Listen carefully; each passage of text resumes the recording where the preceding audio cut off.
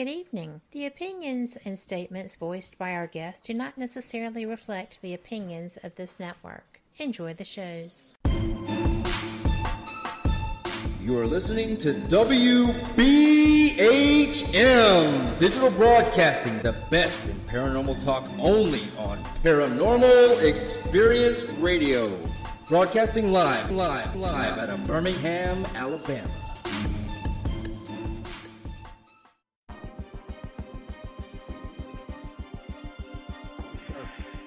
And welcome to the Full Spectrum Project. I am your host, Brian Clune, and I am joined by my co-host. Hi, I'm Pete Haviland in the sunny state of Texas.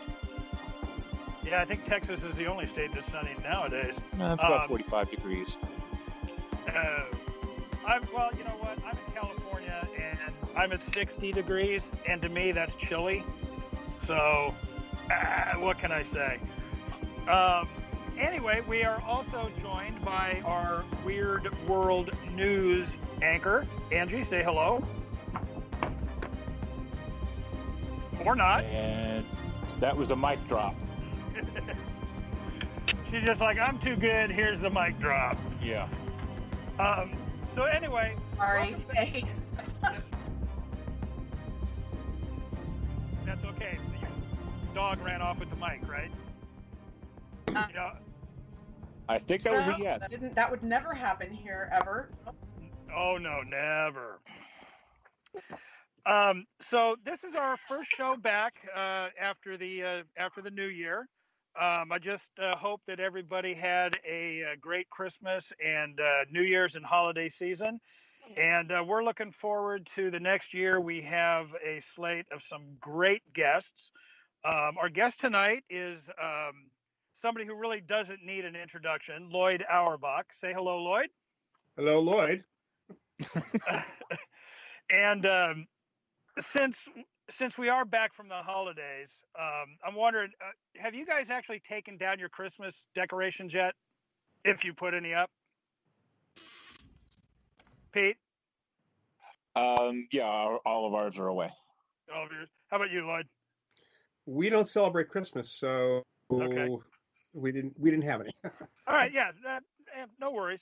I finally got all of mine down, and the last one I took down was a Christmas wreath that I had made up of $100 bills. It was Aretha Franklin's, so that one was pretty cool. I'm going to apologize now, Lloyd. It's going to be one of those nights. That's okay. No. Okay. I don't. Pete always. I don't know. Something's weird with Pete in this. You know, he always does this. Anyway, so like I said, tonight we are joined by Loyd Auerbach, and Lloyd, I have to say it is a thrill to have you on the show, especially our first of the year. So I just want to thank you for coming on, and I also want to apologize because I have not actually sent you any low carb recipes in a long time. I do apologize for that, although I do have a bunch. That's okay. I haven't sent you any in a long time either. So I think Yeah, well, I'll tell you what, I can really use them now that the holidays are over because I did tend to cheat a little bit. So I've got to get back into the swing of things. Yeah, I thought there was a disturbance in the force. Yeah, there was. That's why the entire country is now tilting toward California. I gained a little too much. Well, yeah, I gained a little bit of weight since being stuck in the house mostly over the last 9 months as well. So and being in California, maybe I'm adding to that tilt a little bit. There you go. Well, that's okay. When people start seeing the country kind of level off, they'll know we've lost our weight. Mm-hmm. So Lloyd, like I said, most people, especially in the paranormal community, know exactly who you are. But just for those listeners who might not know, can you give us a little bit about yourself? Sure. I am a parapsychologist as well as a field investigator, an educator in the field of parapsychology, which of course covers everything people call paranormal, but we consider that part of parapsychology. The ghostly stuff is part of what we study with extrasensory perception and mind over matter. I'm the author or co-author of actually now 11 books, 9 of which are nonfiction paranormal books. One is one on self-publishing, and the most recent is a novel called Near Death, which is a mystery novel that I co-authored with a couple of my screenwriter friends. I am the president of an organization called the Forever Family Foundation, which you will see featured prominently in episode 3 of the just dropped Netflix series, Surviving Death. It's a nonprofit organization that supports the work of spirit mediums in the family grieving process and also supports the scientific research on life after death. I'm a vice president of the board of directors of the Rhine Research Center, which is the longest running laboratory in the United States on parapsychology, started at Duke University in the 30s. And I teach online parapsychology, paranormal courses through the Rhine Research Center itself, which is going to include, we're just about to launch 2 new certificate programs with groups of classes for investigators. So I can certainly talk tonight. And let's see, what else? I've been on involved in thousands of media appearances, hundreds of TV shows, so many radio and podcasts and newspaper and other web-based interviews. And also I have a certificate as a professional chocolatier. And parallel to my career in parapsychology, which got started 40 plus years ago, I'm also a professional psychic entertainer, mentalist. I've been involved in that for quite some time. I used to be a magician actually during the 80s, but I switched to mentalism in the 90s. I've been doing that, and I'm connected with the Psychic Entertainers Association, which is an international association of such people, as it happens. So and that's probably enough. did you say that you were a magician at one point? Yeah, I learned magic. In fact, I got into the whole world because of a course in my graduate study. So I have a master's in parapsychology. John F. Kennedy University, which as of this month has been merged into National University. So JFK on its own doesn't exist anymore, unfortunately. But back in the 70s and 80s, JFK had a graduate parapsychology program. And during that program, as I was taking my courses, there was a course in psychic fraud, which focused on magic, mentalism, phony psychics, the whole bit. And I enjoyed it. I was actually bartending my way through grad school, and I started doing magic at the bar. So I continued to do that into the 80s and started performing at corporate events and private parties and comedy clubs, and then switched over to mentalism around 1990. Well, how did I never know that? I don't know. I don't know. My bios. Well, and we all love Rocky. Right. And Rocky's still with me, Pete. So. Is he? What version? Is it the same version? No, it's Rocky 4.0.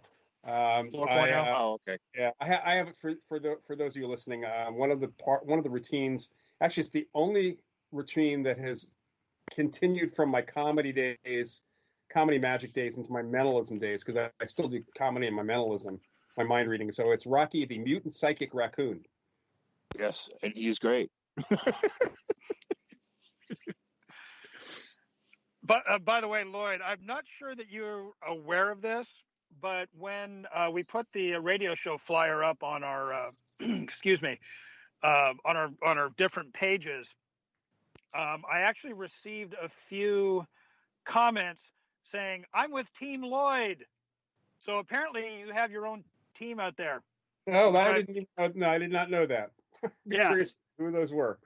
Yeah. So it was kind of funny. I was like, wow, okay, this is kind of cool. I mean, you actually have quite a few fans out there. So yeah, I just thought that was. Yeah, I mentioned that show Surviving Death, and I'm in episode 5 of that. So it's just the media has me all over the place, which is great. Yeah, definitely.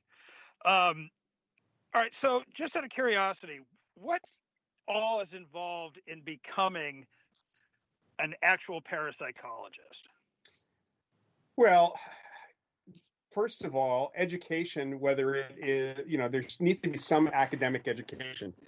These days, there's very little you can do as far as parapsychology, pure parapsychology itself, other than what we're doing, for example, at the Rhine Center. But in parapsychology, people who are in parapsychology have backgrounds, academic backgrounds, at least undergraduate, but most have a graduate degree also. In anthropology, most have degrees in biology, quantum physics. There's a range of things. So, but people have a background of scholastic study. That's number one. Number two, it's education about the field that is extraordinarily important. And anyone who calls themselves a parapsychologist who doesn't know the history of our field is not a parapsychologist. Even the folks who go right into laboratory research, because in our field, there is laboratory research, there is field work, which would include investigations and such. So there's a number of different types of field work that are involved. But one needs to know the history. One needs to know the spectrum of psychic abilities.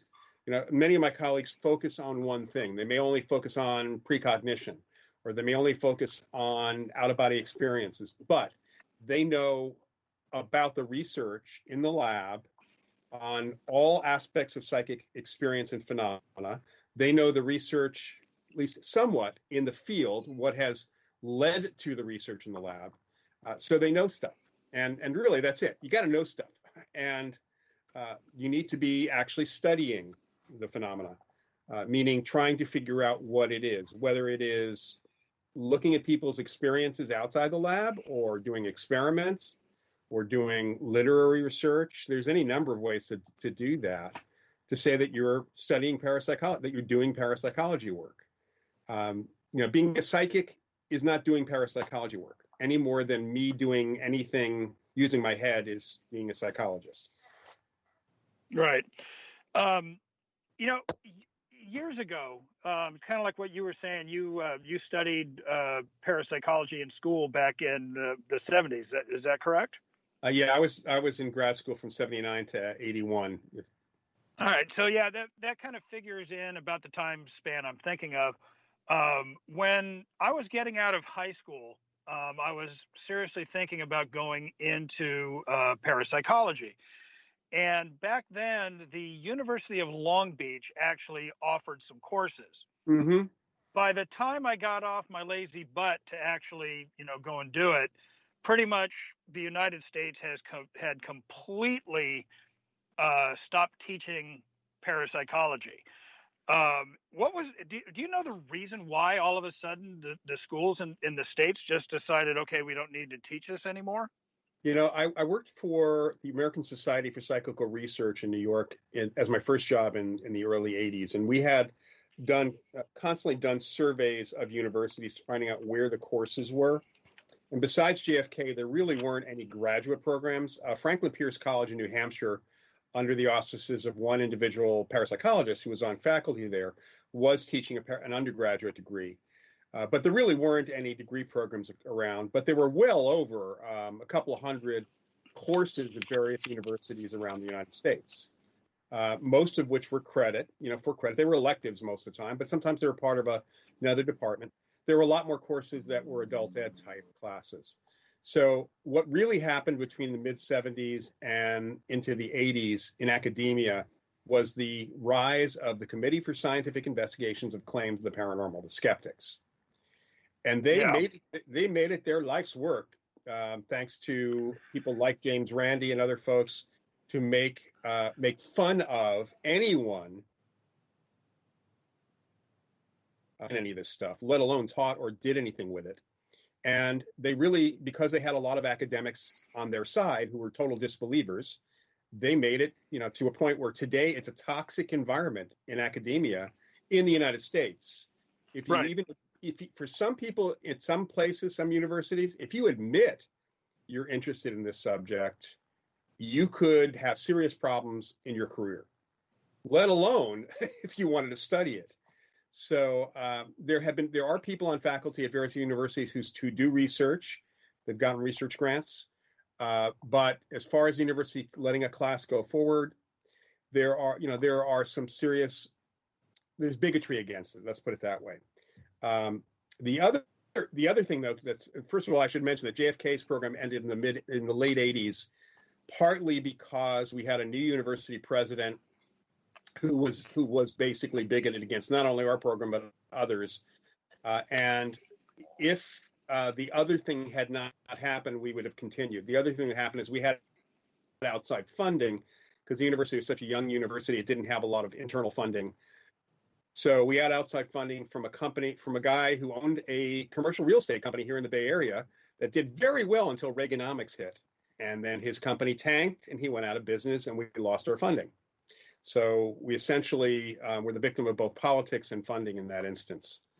But, the thing that people need to understand about universities is there needs to be money for any new program that you start. You need to have enough students, number one, to support it, to show that there's interest. So you can't just start a parapsychology program.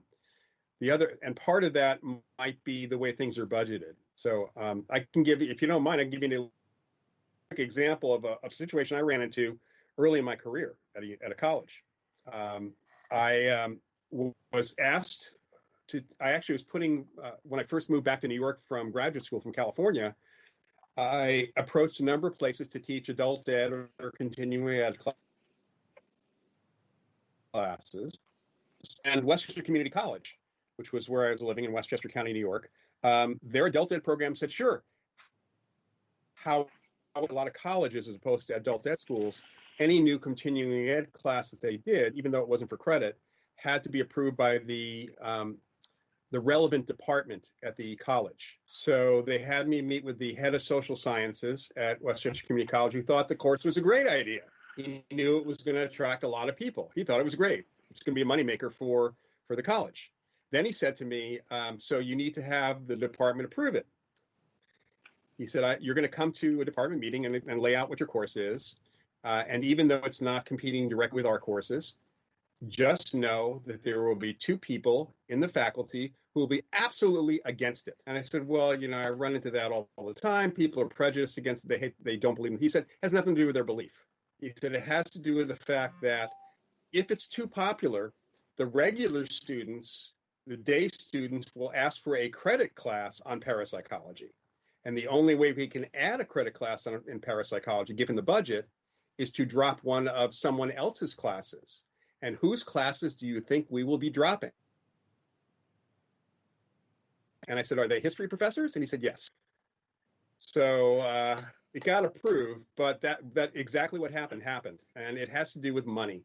If there's no money to start it, and if there's no money to support the university, if there aren't enough students who are going to take something for credit, no university can go forward with that. And I've even spoken to, I had an opportunity to speak to all the coaches at the Pac-10 years ago, because my dad produced the Rose Bowl, and we talked all about the economics of starting a new program at a university. And every one of them said, hey, if you can get somebody to donate $1 million, we'll make sure you have a parapsychology department. Of course, the $1 million had to go to the football team. Yeah. One of the things that I think is kind of interesting, you said that it was two history professors that were going to object to that. Yeah. And well, one of the things that I find interesting is one of the things that kind of drew me to the paranormal was the history aspect of the paranormal. Because to me, and I feel you're probably, of the same mindset, that investigating the paranormal is doing nothing more than investigating another piece of the history of a location. Right. But the reason they were going to object was because when a university drops a course, what they do is they look at the courses that have the lowest enrollment.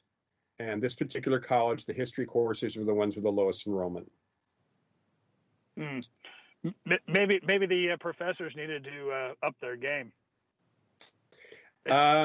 I would say yes. I think that until you get to like higher level courses, when I was at Northwestern taking anthropology, I had one course that had 3 students in it.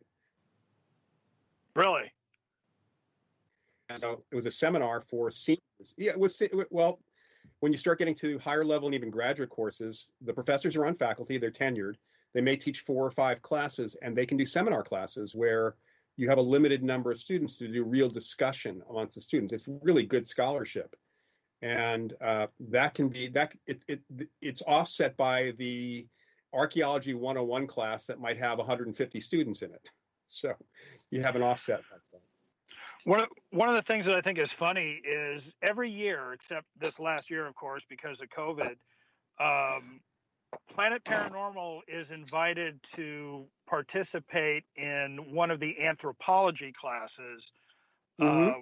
We were doing it for UC Irvine and then East LA College. And it was for us to go in and talk about the paranormal aspect of what they're discussing in the anthropology class. And it's interesting that you mentioned when you were taking anthropology, and Yeah. So far all of the classes both at UC Irvine and East LA College in the anthropology division, those classes were actually fairly well had a bunch of students in it. Oh yeah. Anyway, most of my classes in anthropology had a lot of students, and actually I taught a course for the Rhine Center, the Rhine Research Center, just past fall on parapsychology and anthropology. Yeah, it seems like the two really do go together. Just connecting those two things. They absolutely do. Yeah, they really do. Anyway, we have to take a station identification break, but when we come back, we will continue speaking with Loyd Auerbach. So we will see you when we come back from the break.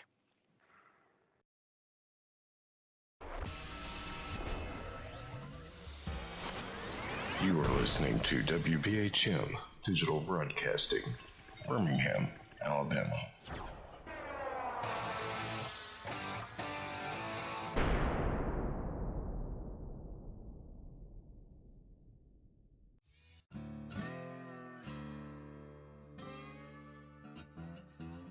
Oh, come on. I'm Southern, but... nope. That'll do. Hello.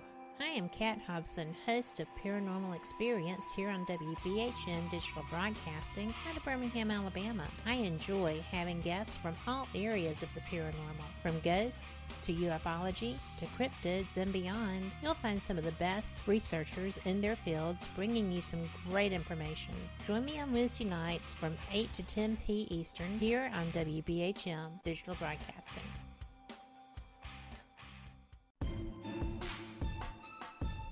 You are listening to WBHM Digital Broadcasting, the best in paranormal talk only on Paranormal Experience Radio. Broadcasting live out of Birmingham, Alabama. Since 1948, Fate Magazine has brought you reports of the strange and unknown, all of them true. Fate Radio is carrying on that tradition, bringing you the unusual, macabre, strange, and bizarre.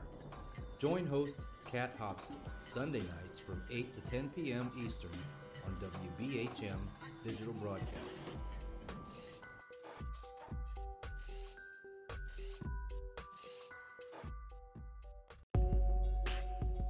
You are listening to WBHM Digital Broadcasting, the best in paranormal talk, only on Paranormal Experience Radio, broadcasting live out of Birmingham, Alabama.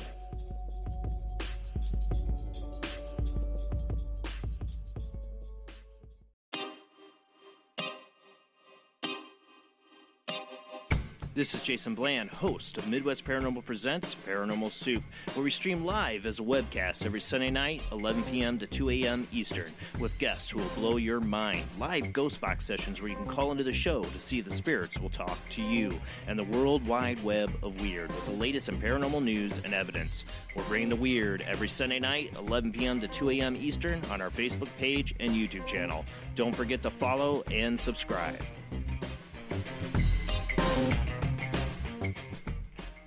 Thank you for listening to WBHM Digital Broadcasting out of Birmingham, Alabama. The time is 23 minutes after the hour.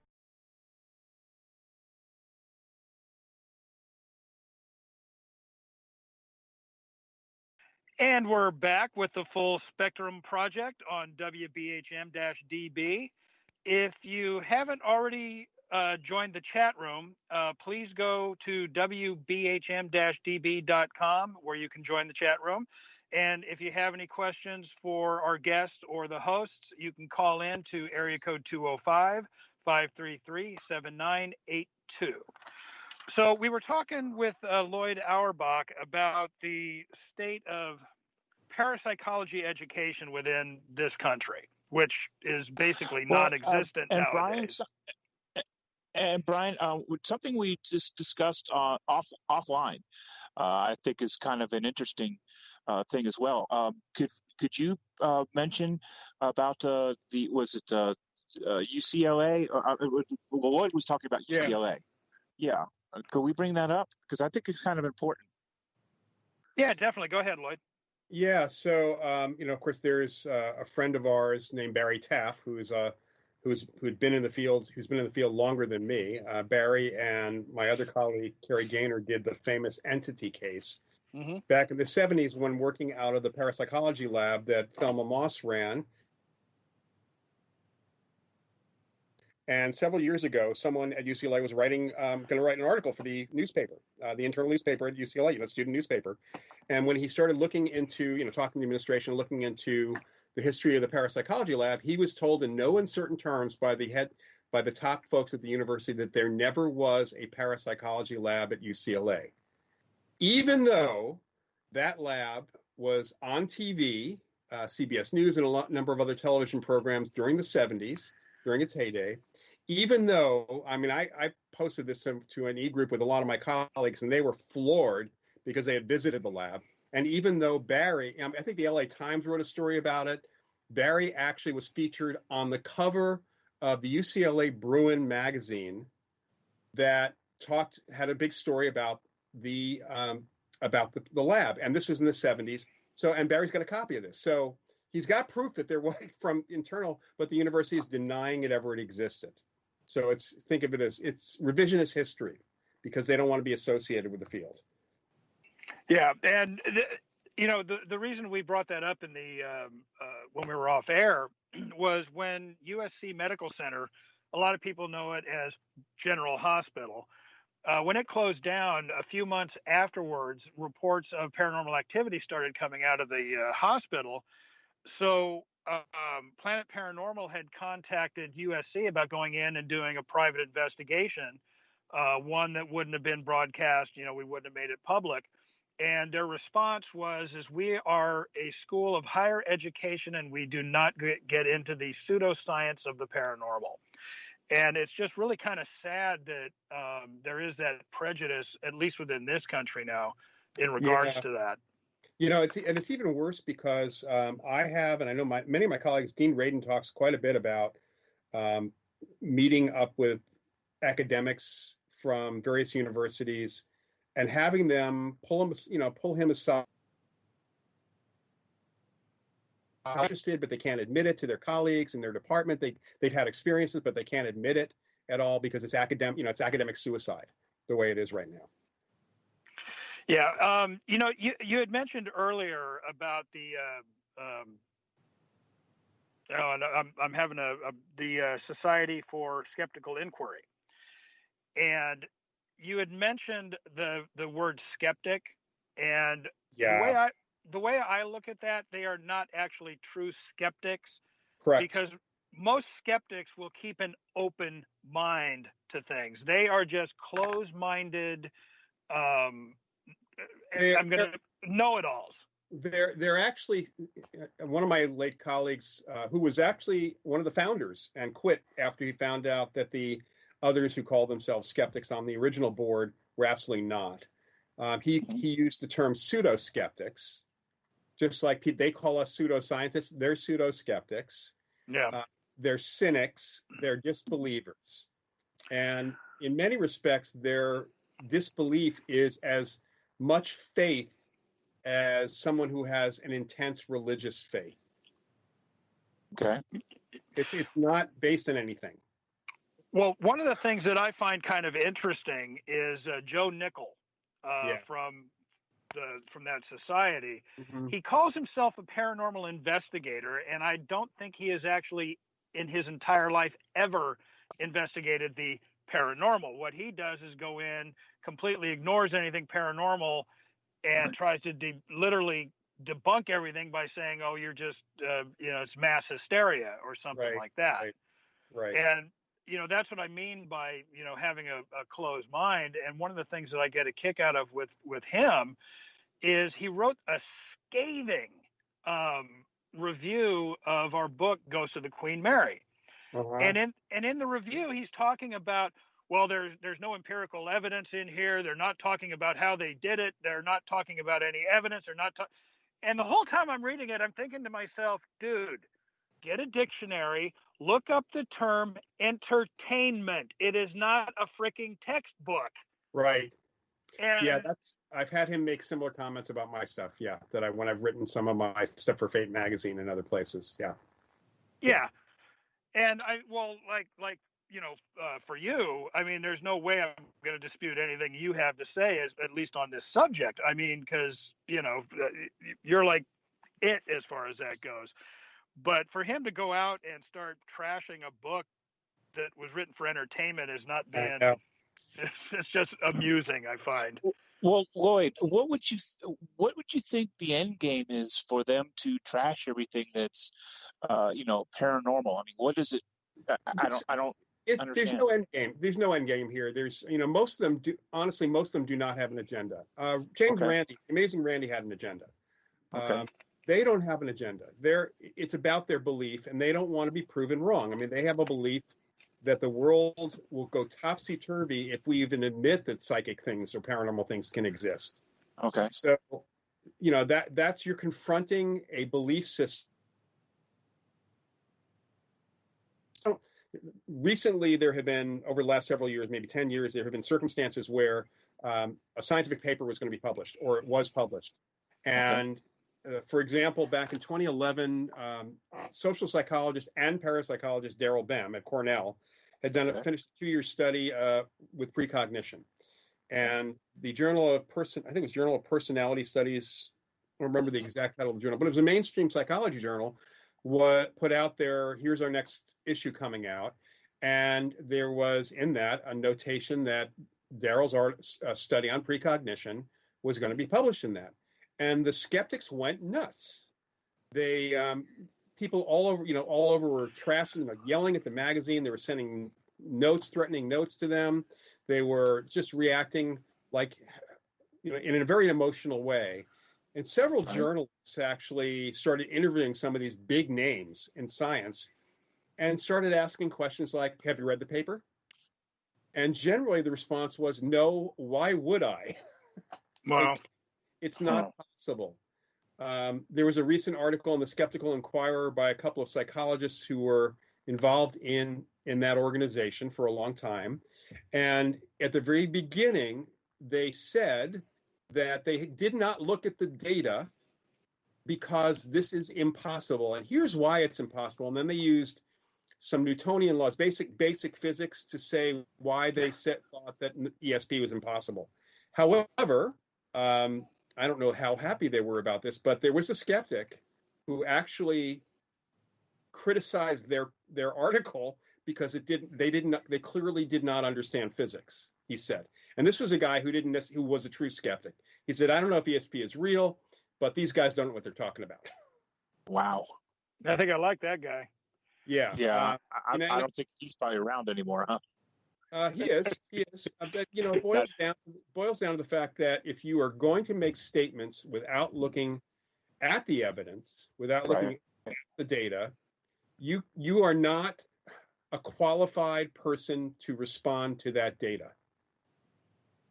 And we all know in the history of science, impossibilities have become possibilities very quickly with a minor discovery of some kind.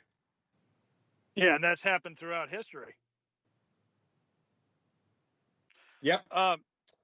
Yep. So did you know that when the Wright brothers flew their plane, it took 3 weeks, other than the witnesses there, it took 3 weeks for anyone else to admit that it was even possible for them to have done it?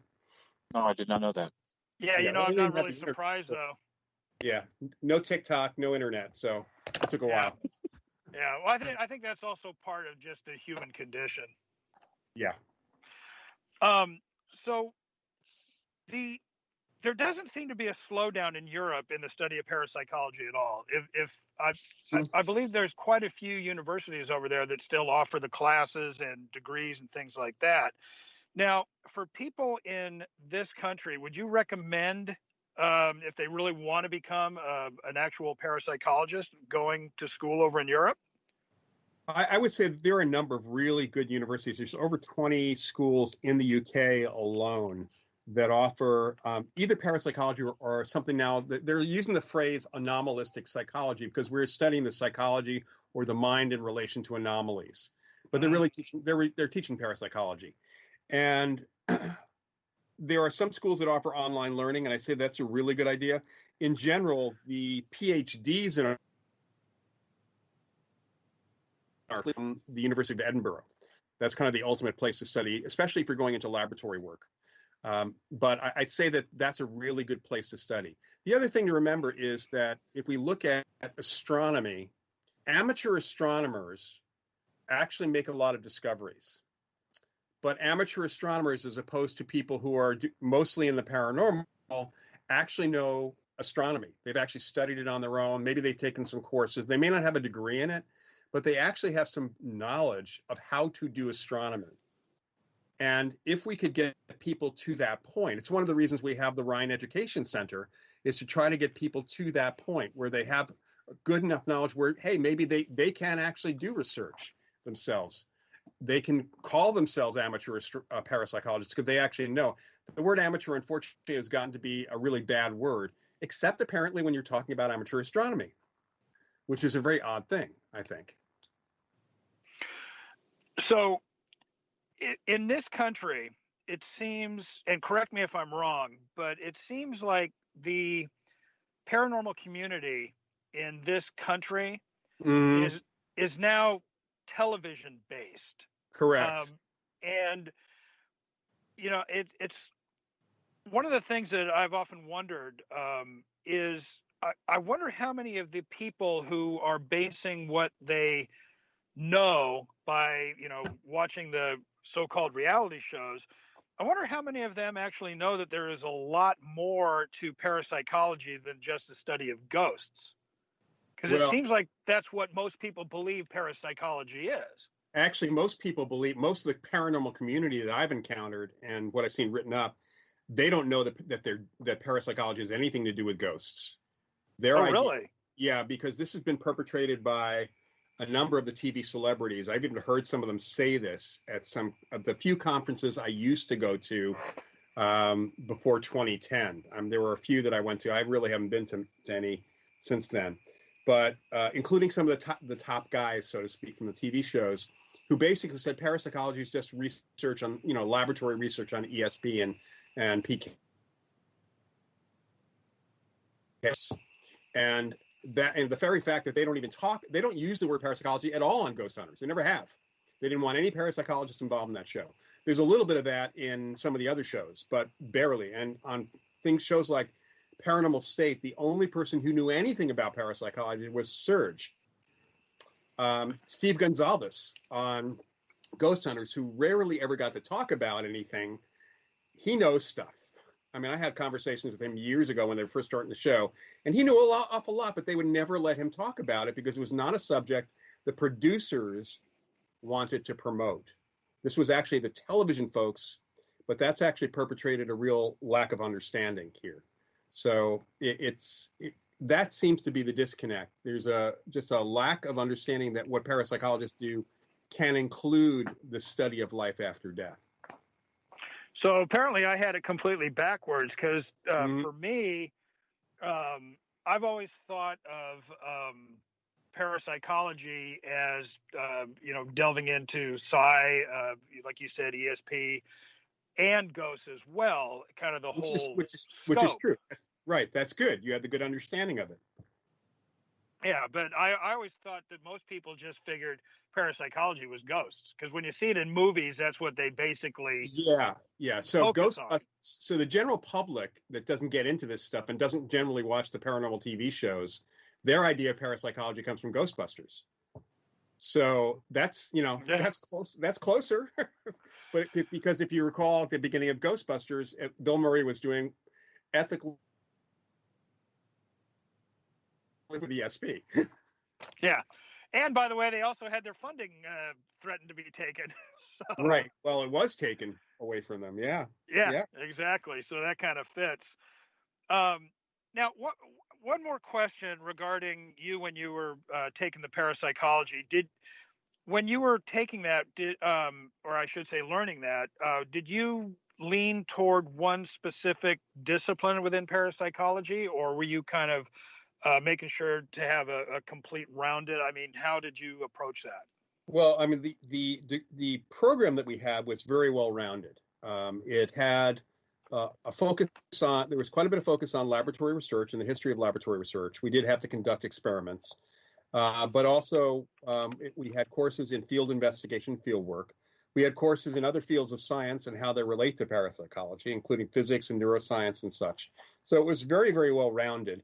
I went in thinking I was going into laboratory research originally, and it didn't take too long. First of all, one of the first courses I took was field work, and that really captured my attention, especially having taken anthropology undergrad. And then as we got into the statistics and such for the lab work, I thought, yeah, I don't want to do this. So I really geared myself towards outside the lab work, but at the same time, my intention was always to become an educator and work with the media, because my family's in media and always has been. Interesting. I didn't know that either. There's so much about you that I didn't know, even though we've known each other for quite a while. Yeah, well, I mean, my dad worked for NBC most of his career and then had his own company. I was on TV when I was 6 months old as a time filler when one of the guests on a talk show my dad was working on as a stage manager was not available yet. My mom was visiting the set. I had a TV set in my room when I was 2. So I'm a child of television. My dad eventually worked in sports, started out in news, worked in sports. My uncle Larry was a soap opera director. My mother's brother was a radio newscaster in New York City. And one of my brothers currently works for the Today Show. So I've been in and around this for a really long time. Apparently. So how much did you study as far as ESP? A lot of our work was reviewing the research that had been done, the research methodologies, and the research findings on ESP. There was some on psychokinesis, of course, as well. So that was part of, we had a 3-sequence research methods class, not to mention a few other theory classes and such. So an awful lot was ESP. The thing and this is another disconnect with the paranormal community.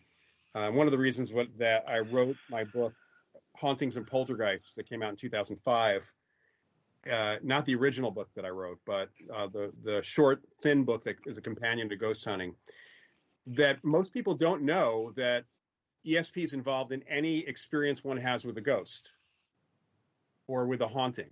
You really can't have an experience with a ghost without ESP. And a ghost can't move anything without the idea of psychokinesis, without PK. Poltergeist phenomena is all PK. So unless you know something about ESP and PK, you really can't even approach some of these other topics with any sort of understanding. Now, see, you just kind of educated me on that. Anyway, we have to go to another break, but when we come back, I want to keep talking about the ESP. But we'll be back in just a couple minutes. We'll see you on the other side.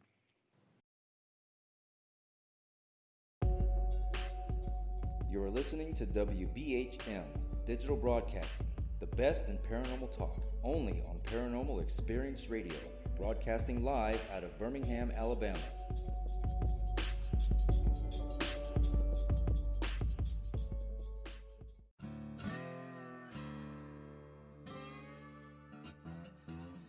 Oh, come on. I'm Southern, but... nope.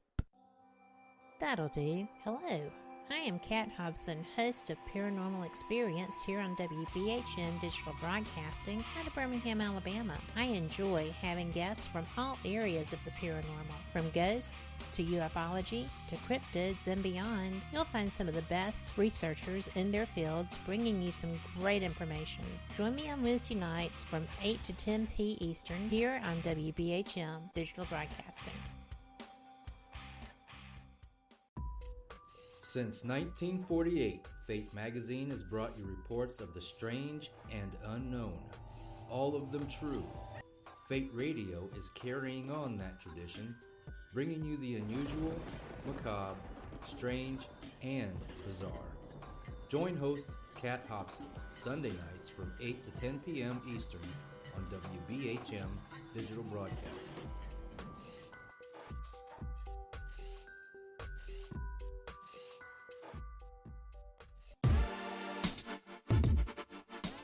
You're listening to WBHM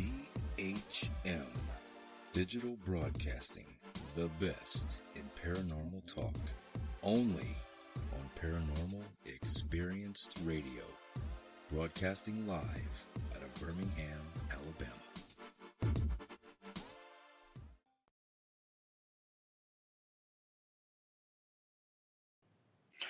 And welcome back to the Full Spectrum Project on WBHM-DB.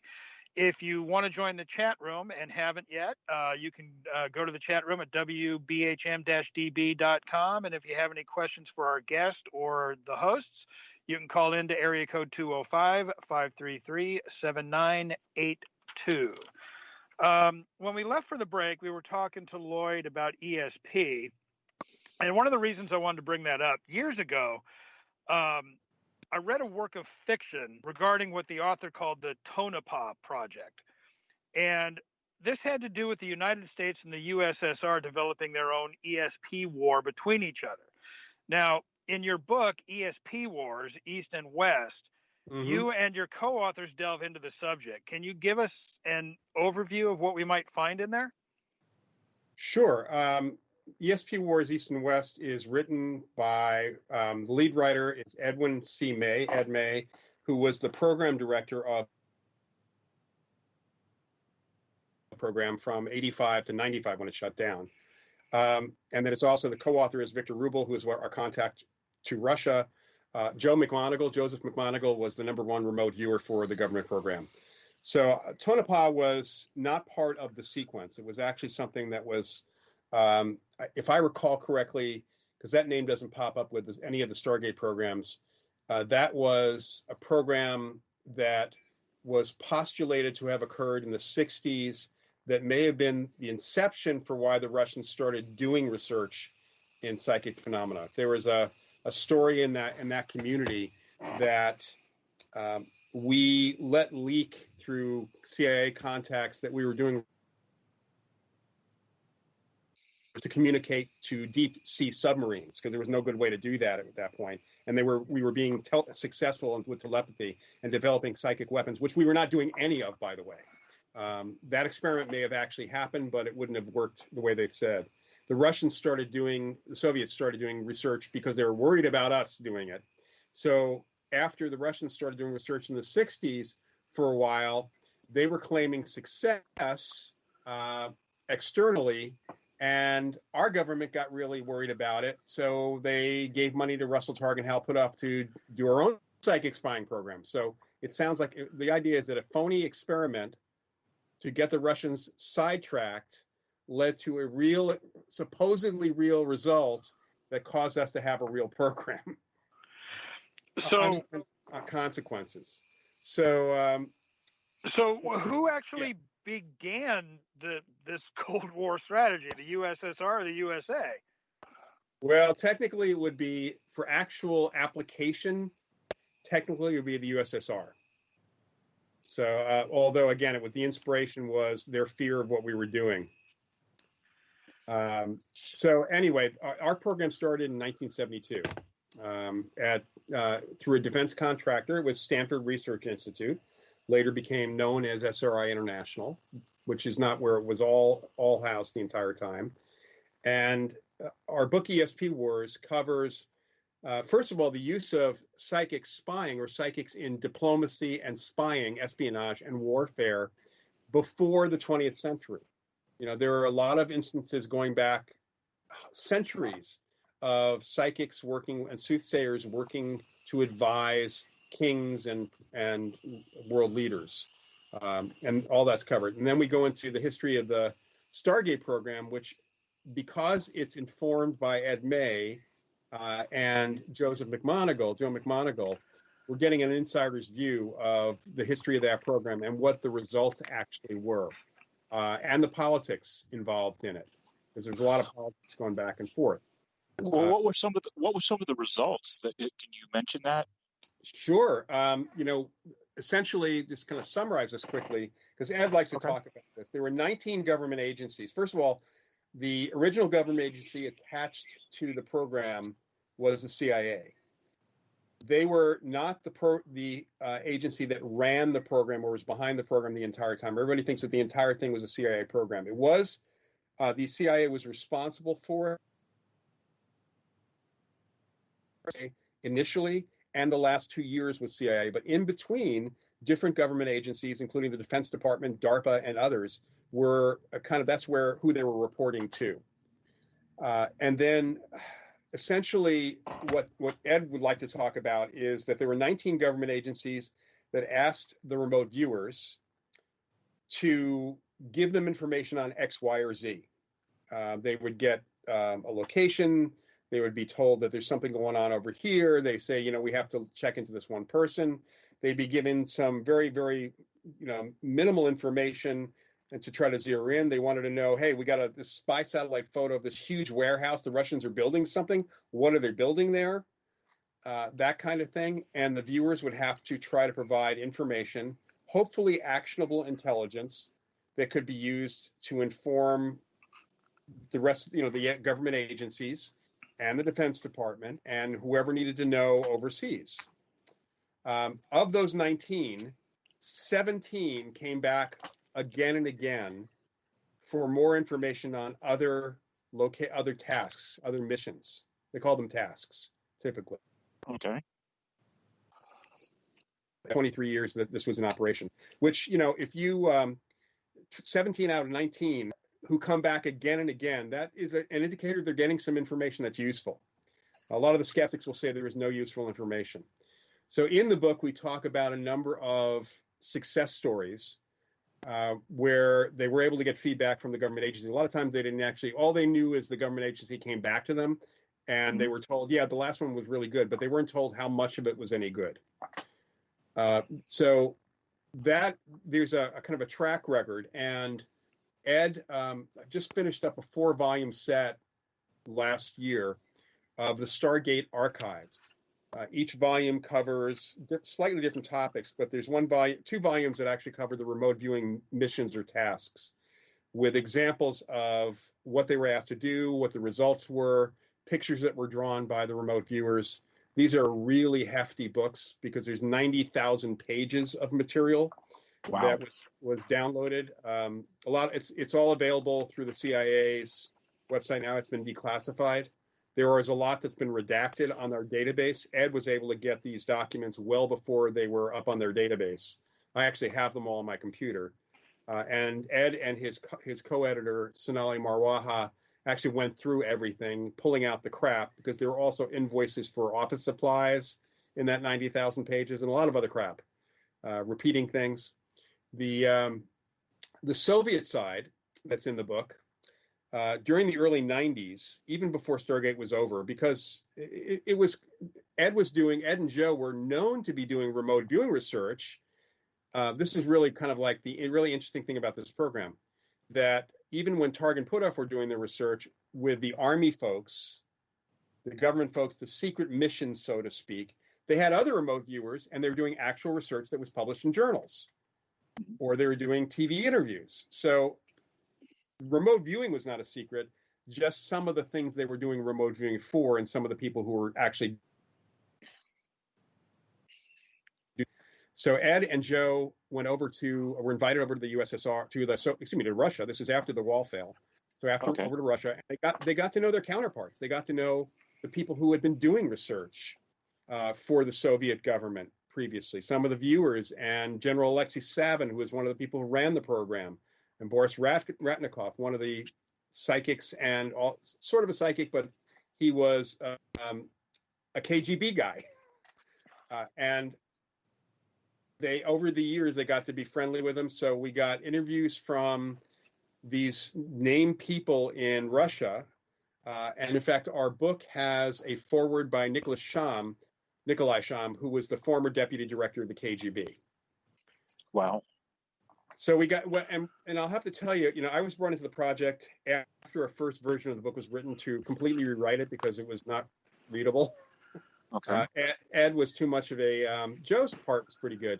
Ed was too much of an academic writer. So we kind of went through it, and then I added some stuff to it as I learned various things. And I have to say that it was an interesting project, and one of the most interesting things about the book, and anybody who's interested in politics, the politics of the paranormal in the U.S. and the politics of the paranormal in Russia and the Soviet Union, it's a really cool book because the Russians provided us not only with stories about the psychic stuff, but Ratnikov told some really funny stories about being in the KGB. If you can imagine that there are funny stories about being in the KGB. Can you share any of those? I'll just tell you just briefly. One of them was apparently some KGB agents. They were tasked to protect some people on a cruise ship, and at one point they had a contest where the guys dressed up in drag. There's some really. I have to say that the one impression I got from this, and of course I don't know if it's absolutely true, but it kind of makes sense. Was number one, that the KGB internally within Russia, they were less corrupt than the local police. So locals called the KGB more often than they would call the local police during the Soviet years. And Ratnikov talked about that. A couple of the others talked about that as well. I found that really interesting. It's like we would call the FBI before we'd call our local cops because the local cops are crooks, that kind of thing. So that's interesting. Yeah. I was going to say, actually, it seems more like what we would do was we would call the CIA before we'd call the local cops, considering that's basically what the KGB was, if I remember correctly. Well, the KGB was a combination of both the CIA and the FBI. They were operated internally and externally. Okay. Yeah. Yeah, and I'm pretty sure our FBI is not allowed to operate outside of the United States, and the CIA is not allowed to operate within the United States. That is correct. Yeah. So that was really interesting. The other interesting thing was at one point there were 50 labs in the Soviet Union looking at what they called psychotronic research or parapsychology research, and there was a little bit of a kerfuffle at one point. I think it was in the late 70s with a parapsychologist who admitted that they were not having any success with what the government wanted, what the Kremlin wanted. They wanted weaponry and they wanted energy systems and all sorts of stuff, which is what we were hearing was coming out of Russia, out of the Soviet Union, that they had these psychic weapons and psychic shields and all these other things. And this one guy admitted that they didn't have them, and he ended up in a gulag.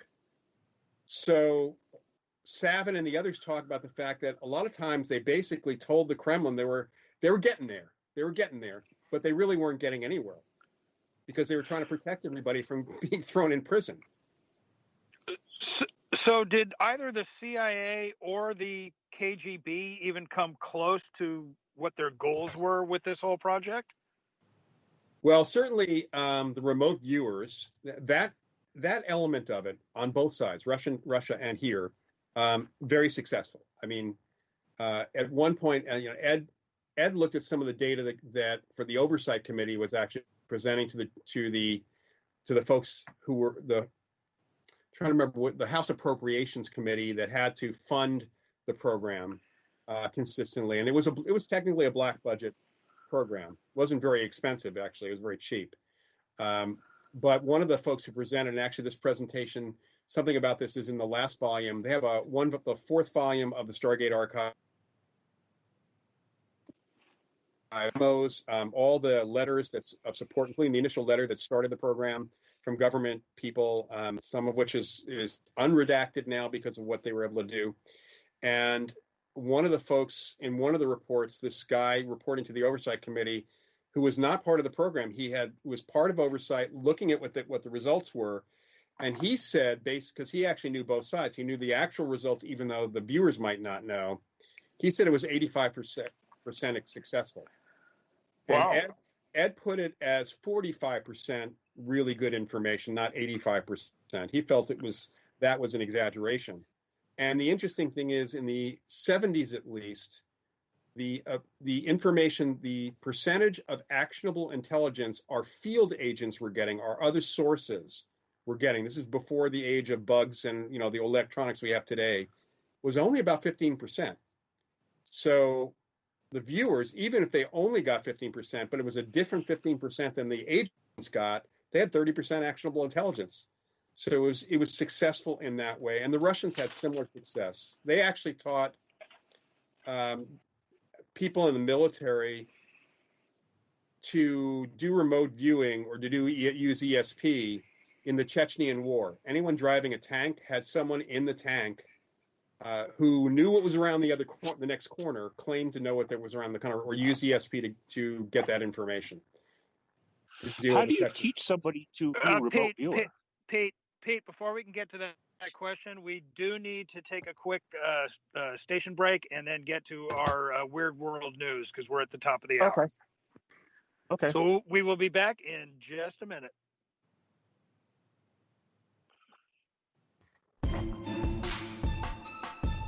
You are listening to WBHM Digital Broadcasting, the best in paranormal talk, only on Paranormal Experience Radio. Broadcasting live out of Birmingham, Alabama.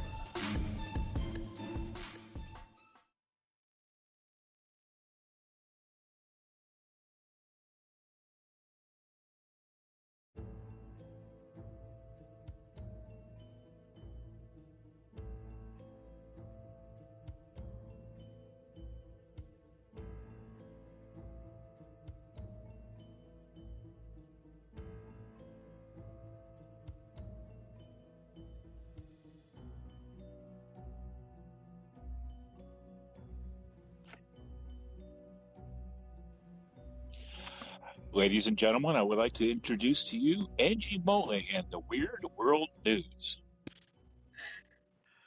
Good evening, y'all. Hi, Angie. Hi, how are you?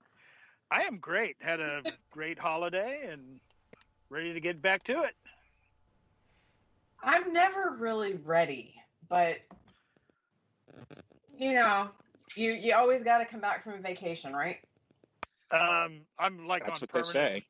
I'm on permanent vacation. I'm voting no. Retired. From the peanut gallery. I'm going to be working until like the week after I'm dead. Okay, so if you have $80,000 and you want to move to Minnesota, you can be the proud new owner of a library. Hmm? I know, everything about that sounds great except for the Minnesota thing. Yeah, well, gets a little cold in the winter. The 3-story building is almost 29,000 square feet and used to be the Eli Public Library. It has the regular library area for all your books, a cafeteria that seats hundreds of people, and an auditorium on the top floor. Talk about one heck of a home theater. Now, that actually might not be bad if it was haunted, because you could hold events there. Well, wait a second. It's Weird World News, so there's got to be a catch. Yeah, it's in Minnesota. That's it? Really? That's a big enough catch for me. That place is cold. Yeah. But, I guess there is a catch, but it's a good one, because now you can justify all of your crazy book buying, and you don't have to, complain about, I don't have anywhere to put this, but I'm going to bring it home anyway. Yeah, but the utilities would be killer on that. Yeah, to say the least. Yes, it would be. 1,000 square feet. Not to mention how much money I'd be spending trying to fill the shelves. And I don't even know if it comes with the shelves. So So you're just thinking boxes? that could be an additional issue that you may be facing. You may have to get shelves.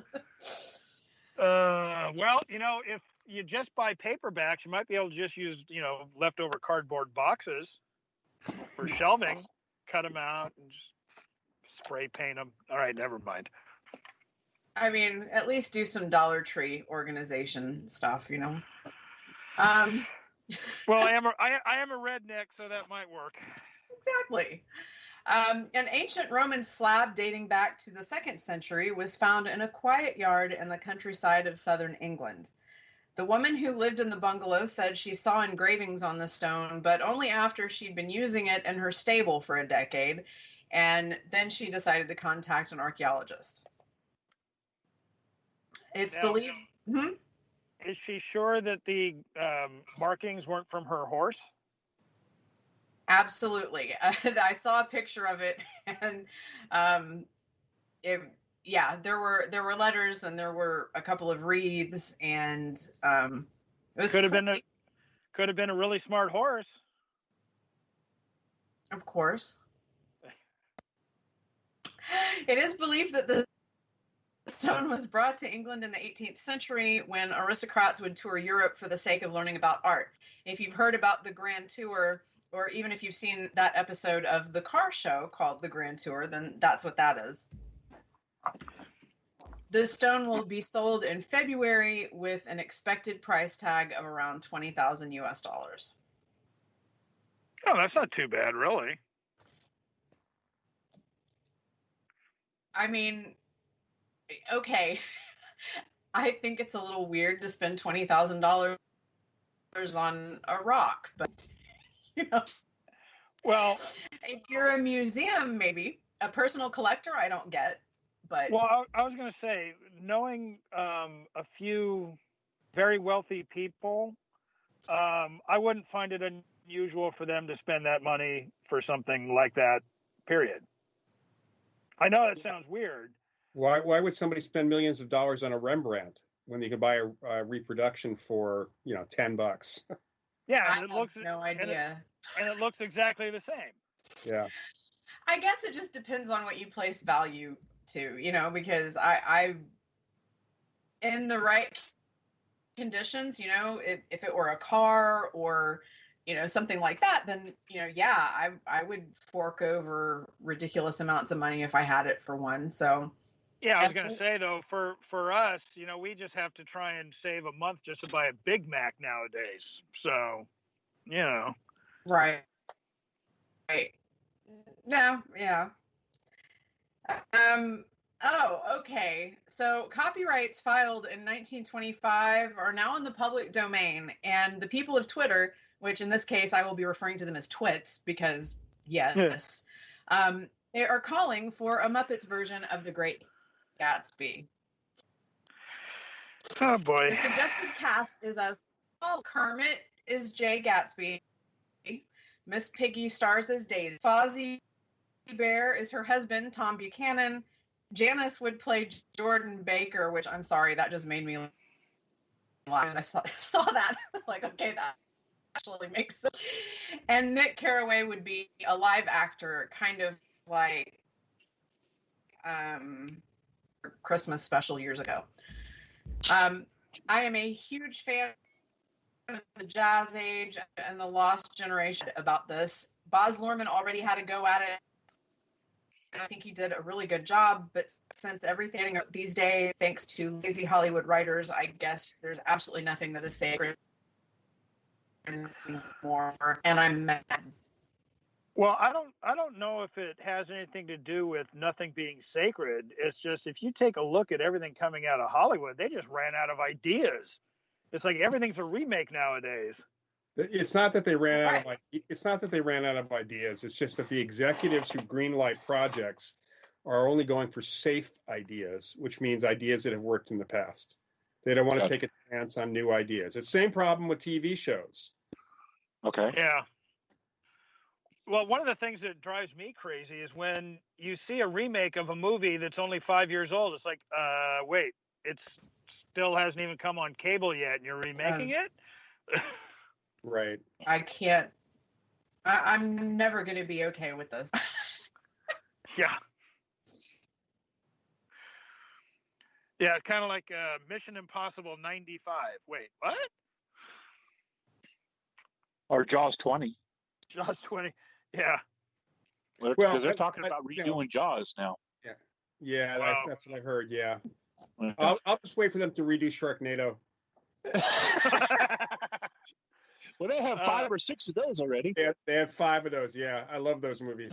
I was gonna say I do too. now hold on. Sharknado was actually a lot of fun to watch. No It was. question. Not very, but you know, it was. I had a ball with that. So Yeah, and actually, my favorite movie, one of my favorite movies, is Army of Darkness, and I know that I love Army yeah. of Darkness. they're talking now about redoing, doing an actual remake of Evil Dead, and eventually Army of Darkness. You can't replace the King. Well, You didn't can't replace the King. He's involved in the project. He's not going to be Ash, Good. but he is involved in the project. Didn't they just remake The Evil Dead a couple years ago? Yeah, and they weren't happy with it. I mean, it was someone else who did it with permission, but Sam Raimi was not he wasn't the director. So it was a riff on it. It was different. Yeah, it wasn't Ash. I have to admit, those Sam Raimi directed Evil Dead movies were pretty amusing. They were good. Yeah, and Army of Darkness is a classic. Oh yeah. You gotta love those primitive screwheads. Yeah. I have 4 different versions of Army of Darkness because they kept on putting different versions, like Director Scott's and Boomstick Edition and all these others. So I have 4 different editions of Army of Darkness. Nice. Oh, really? I haven't seen the Boomstick Edition. Yeah. And I actually have 2, the Evil Dead 1 and 2 in Necronomicon editions. I have those too. I have the phone book, right? Yeah, those are really cool. Yeah, they are. They are. Sorry, Angie. No, it's fine. I don't watch movies because I can't sit still that long. So I can hear about it from other people, and it's kind of cool to hear about stuff that I don't know about. So, by the way, there's a really good thing for people who can't sit still long enough to watch a full movie. It's called DVR and the pause button. You can even pause movies on streaming services. Yeah. No. Yeah. oh wait, so I would have to pay somebody to watch something that. Yeah. No, you can watch it. You just hit the button on, pause, play, pause, play. Record, pause, play. Yeah. Actually, record, play, pause, play. Oh, okay.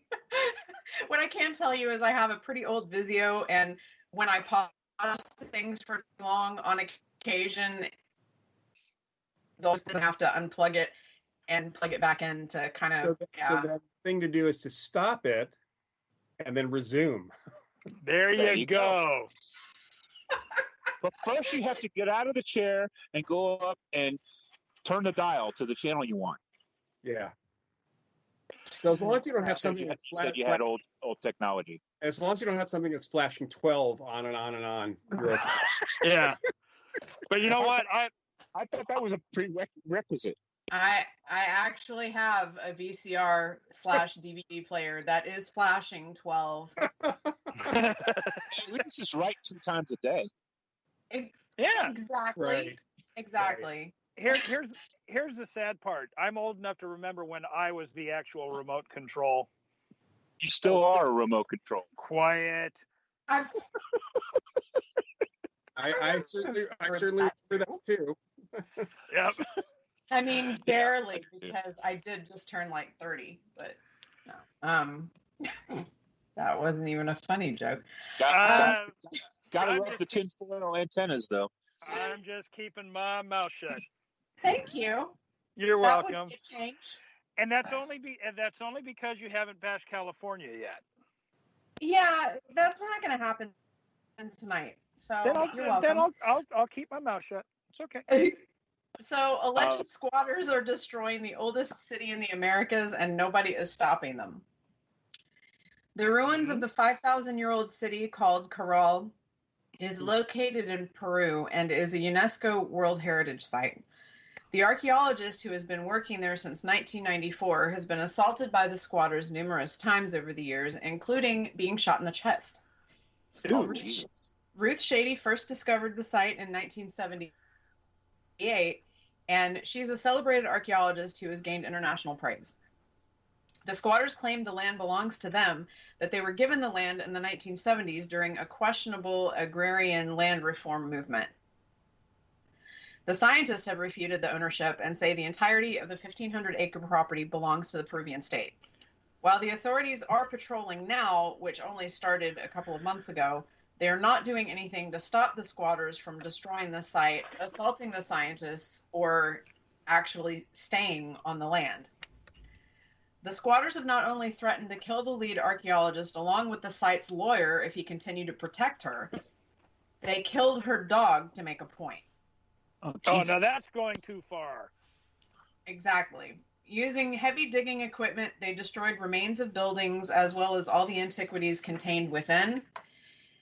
Corral is the oldest center of civilization in the Americas, which UNESCO describes as exceptionally well preserved, with a complex architectural design containing monumental stone and earthen platform mounts and sunken circular courts. Organic material found at the site has been carbon dated back to 2627 BC. Wow. So how are they taking care of it? The squatters, that is? Or are they, because it sounds like they're destroying it. Yeah, they're destroying him. Okay, yeah, that I don't get. It's like back in the 70s when the Native Americans took over Alcatraz. I mean, technically, yeah, the Alcatraz does belong to the Ohlone tribe, but for them to go in and destroy things, and now to do this when it's the oldest oldest city within the Americas, is just, somebody needs to do something about that. Yeah, and that's one of the things that she had talked about in the interview was how the police weren't doing anything, and she didn't understand why. Yeah, that was going to be my question. If you're patrolling and you're not doing anything, what I don't get it. I mean, an extra witness to the murder? I don't know. I don't know. It just didn't. I don't know. Yeah, doesn't sound right. And that is all I've got for y'all tonight. I do appreciate y'all listening to the Full Spectrum Project's Weird World News on WBHM-DB, Birmingham, Alabama. Let's get back to Brian and Pete.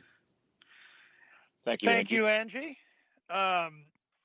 And we have been talking with Loyd Auerbach, and Loyd has been graciously kibitzing our Weird World News, which is kind of nice. So kind of getting back into this, Loyd, when back in your school days, how much did you delve into the survival studies aspect of parapsychology?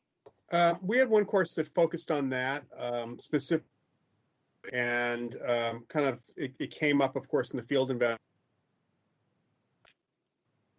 classes. It wasn't, it was a piece of the full spectrum that we covered. So since that time, I've obviously gotten very much into that, not just because of my field investigation work, but just also we're ending up, it's like my pathway has been towards that direction anyway. And working with mediums over the years, especially more recently, getting involved with organizations like the Forever Family Foundation. I'm just in it, which is why I'm in the book Surviving Death that Leslie Kean wrote, and in the series. I'm featured in episode 5, which just, this whole series just dropped yesterday on Netflix. And if you're really interested in evidence for life after death, that's a great 6-part series that's covering it. So what are your thoughts on NDEs and OBEs? We look at some of these experiences as suggestive or supportive of can exist without the body. One of the issues is involved with out-of-body experiences and NDEs is that even if you're having this experience of being out, even in circumstances where people are having an out-of-body experience and someone sees you, we'd call that a case of bilocation or a living apparition situation. Your brain is still alive. Your body is still alive. In near-death experiences, your heart might have stopped, but unless you're in a circumstance where there's almost or literally no brain activity, and there have been a couple cases of that where people have come back, you're still coming back. Your body is not dead. I think Dean Radin likes to talk about triple dead. You're dead when your heart stops, then you're sort of dead when you're more dead when your brain stops. You're really dead if you can't be resuscitated. Yeah.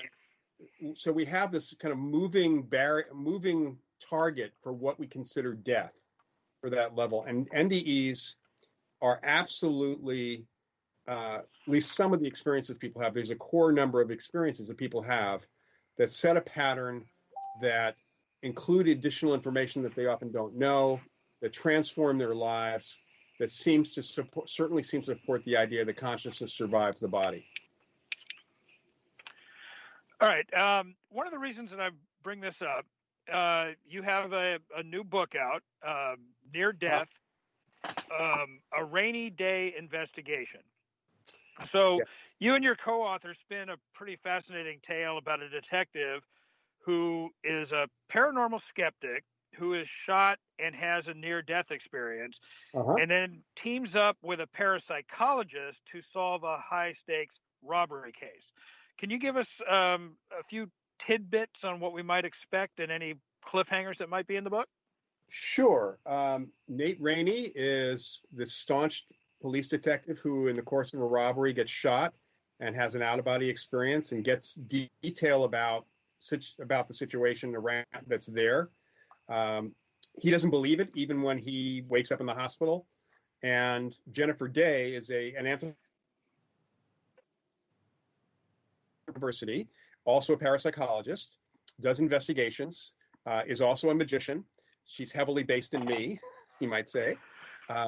And because she's doing research on near-death experiences and hears from somebody in the hospital that Nate had this experience, she tries to interview him, and it turns out, of course, he's denying the whole thing. But then things start happening, and they end up working together, not just on the robbery case, but actually on a haunting situation, which involves an old, cold criminal case with a serial killer.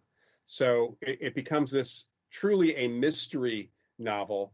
And throughout the book, there are other things that happen, including Jennifer exposing a phony medium and the team that she has, her grad students who work with her, and of course the academic prejudice. That's definitely a big part of it as well. So it's crafted actually from a TV pilot movie, a pilot script that we wrote in the early 90s with a storybook for a Bible, you might say, for the characters and for upcoming episodes. We were trying to sell it as a series, and we got close a couple times, but because the X-Files came out, we didn't get the show sold. Oh. So Rich Hozek, the main author, has wanted to write this up as a novel, and he certainly fleshed it out. Arnold Rudnick and I added to it. Some of my case material is kind of at the root of some of what's going on in the book. In fact, that's going to be part of all the books, that some of my cases, my stuff will be an undercurrent for Jennifer's backstory and for things that they do. Oh, that's cool. As well. Yeah. And I'll tell you, we tell the story about the TV show, and every one of the books is going to have a little extra article by me about parapsychology. Wow, that's cool. Hey, the serial killer, is it kind of based on Zodiac since it was out there in San Francisco? Not really. This was that part of it is we have some absolute fiction in the book too. The stuff that we're making up. Because we also want to tell a good story, and we want to tell a good mystery, and there's an awful lot of mystery novels that are in the cozy mystery kind of category, where there's a ghost involved in some of it. There are a few authors who do, I think, a spectacular job really weaving in an actual mystery, and the people. It's not so cozy. It's a better mystery, and I'm hoping ours falls into that. Even though we don't have ghostly characters per se, it's going to fall into the more standard mystery category. So you had said that the character of Jennifer Daye was kind of based, a lot on you. Exactly how much of her character, this is going to sound kind of funny, but comes from you? Hard to say. When Arnold and I actually wrote the first version of the show, the first script, Jennifer was the guy. And as it was being passed around, and as we were bringing Rich in on the project too, feedback we got from executives or from producers was we should make the character a woman, to have some just basically have a man and a woman character. And Unfortunately, that's what happened when the X-Files came out. After we had done that, it was too late. So the original character was heavily based on me. Some of the dialogue is sort of the way I talk. And then when we made the character a woman, if you write a strong character, that character can be a man or a woman. Unless you bring romance, it doesn't matter. So that was one of the bits of feedback when we changed to Jennifer Daye from the male character. We got great feedback that we were writing a really strong female character, and the reason is because we had strong dialogue and a strong character background. So as far as how much comes from me, it would be, and I think really it was Rich's decision initially that it would not make sense for her to be a parapsychology professor at a local university because there aren't any parapsychology students. So using my anthro background, we did that in, and then we weaved more of the magic in there because that made a lot of sense based on my character as well. So it sounds to me, from what I've learned about the book Near Death, it's not really the same as the X-Files. No. So have you guys thought about perhaps shopping it to some of the networks now? Because it sounds to me like that would be a fantastic series. And I mean, it's right up the alley of a lot of, what people are tuning into nowadays as well. It's one of the reasons that Rich and Arnold entered the book into the Screencraft contest, to hopefully bring it to the attention of some producers who might want to adapt it into a movie or into a TV. Yeah, actually, because we're in the midst. Rich is in the midst of writing the first draft of the second novel. So this is a series. It's going to be a series of novels, and usually, if there's 2 or 3 books, then a producer production people might be more interested in this series. Which would you rather see it become, a movie or a series? That's a really good question. I guess it depends on whether it's a really big budget movie and they pay us a lot, or I don't know. Honestly, I think I would like to see it as a streaming series on Netflix or Amazon Prime or Hulu or HBO Max, something like. That's where I'd like to see it. Well, of those 3, try and get it on Netflix. The only reason I say that is Amazon has a tendency to start charging, and then a lot of people don't watch. And Hulu, well, I won't even go into Hulu. But I'm putting a lot of stock into HBO Max at this point. There's one I hadn't even thought of. Yeah, HBO Max is doing gangbuster stuff, and Disney Plus is also doing a lot of good stuff too. I think they are. Yeah.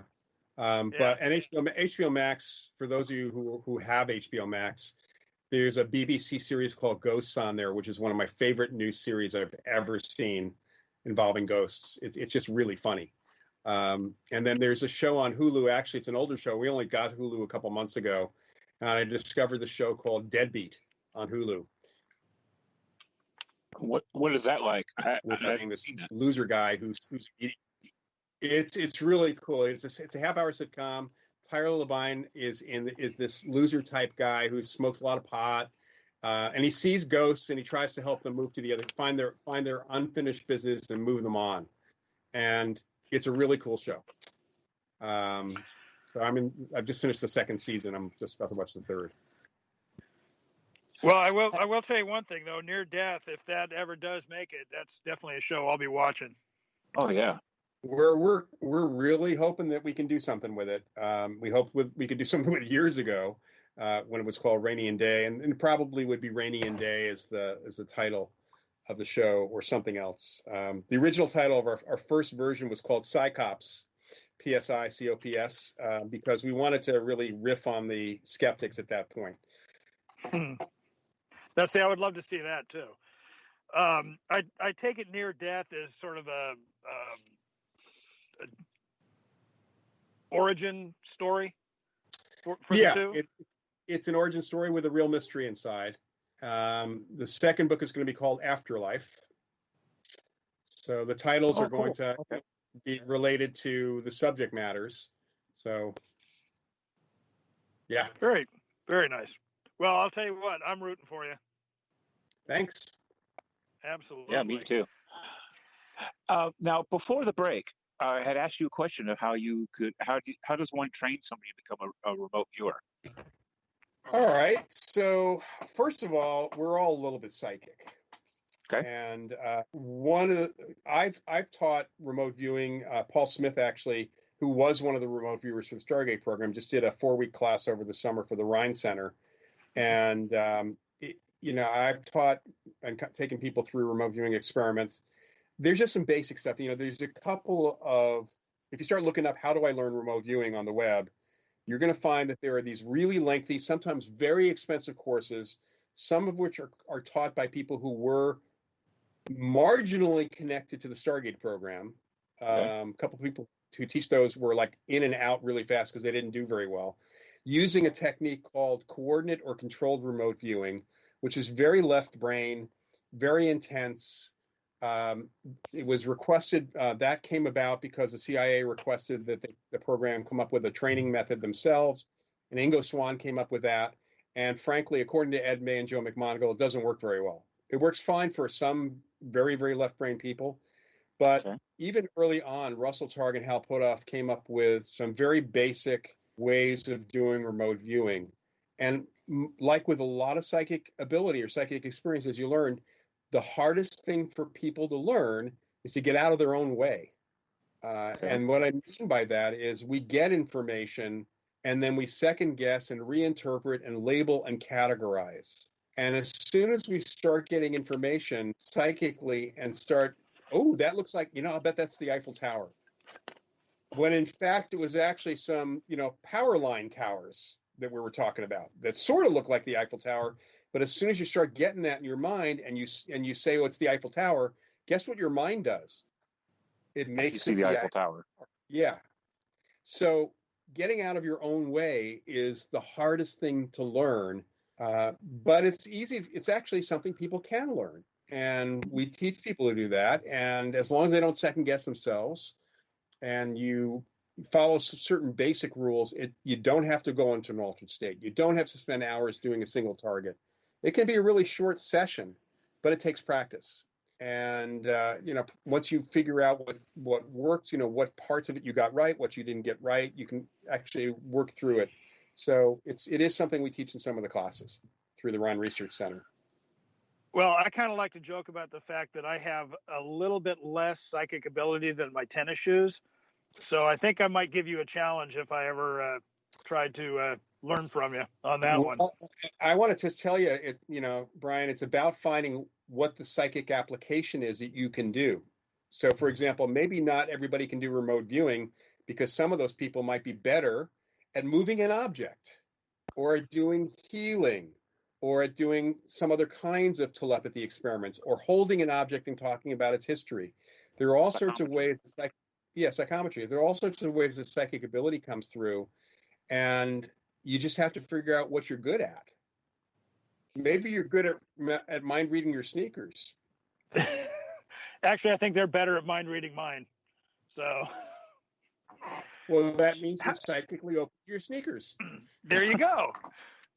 Or it could just be because I need odor powder, but we won't go into that either. Oh yeah, well yeah, I met him over here in Houston when he came out, and he needs powder. Trust me.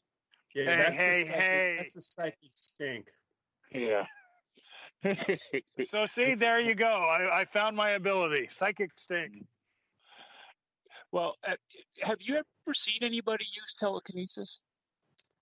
Oh yeah. In fact, I have a whole book about psychokinesis, called Mind Over Matter, which is available on Amazon and all other booksellers. As you know, Pete, because you know this, I worked with a guy named Martin Caden in the early '80s for a number of years. Actually, I'd seen people do psychokinesis well before that. Going back to my JFK University days, we had an aerospace engineer named Jack Houck who actually pioneered doing spoon bending parties based on some very sound psychology principles and principles of psychokinesis. And I saw, I not only bent stuff, but I saw people one guy took a 1-inch thick aluminum rod and twisted it into a pretzel shape without any exertion whatsoever. And I've seen people were tying hacksaw blades into knots, which is not really possible. So with Marty Caden, he was able to move objects even under glass, even under really controlled conditions. And he taught me his method, which is in my Mind Over Matter book. And I've taught other people to do both the spoon bending and the Caden method, so to speak, of doing things. And again, a lot of it's getting out of your own way. So how does one determine what they might be good at as far as, that part of, their psi ability? All right. So there's actually, well, the first thing I want to say, there is a book, unfortunately, it's out of print. And I'm trying to work with the husband of this individual because she passed away a number of years ago. This is my co-author in one of my books, Annette Martin, who Pete also had met. And Annette was a wonderful psychic and medium, and she wrote a workbook called Discovering Your Psychic World. I might have the last 50 copies of that sitting here that I sell for, sort of kind of for Bruce. And it's a book that my students actually pick up through me. It's a great book. I'm hoping to get that back out. I'm going to talk to Bruce more about that. But there is a book that I did discover last year because some of my students were asking for a book that's in print called The Psychic Workbook by Karen Fox.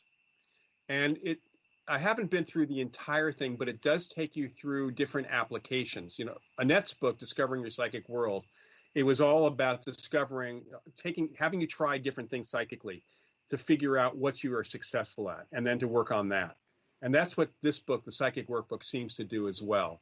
I don't know that it emphasizes as much as Annette did the fact that you may not be good at everything, but it seems to.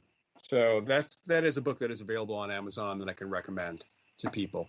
And so things like that, there are plenty of books on psychic development, but you want something that says, A, you're not going to be good at everything because nobody is, and B, try all of these different things and find the one that you're good at. So that's the kind of source you want. Now, yeah, I really miss it. I do really miss Annette still to this day. Yeah, she was a great person. She was a great person, and I also want to say that for remote viewing, the best way to learn remote viewing is to pick up one. If you really want a good book to start with, Joe McMonagle's book, Remote Viewing Secrets.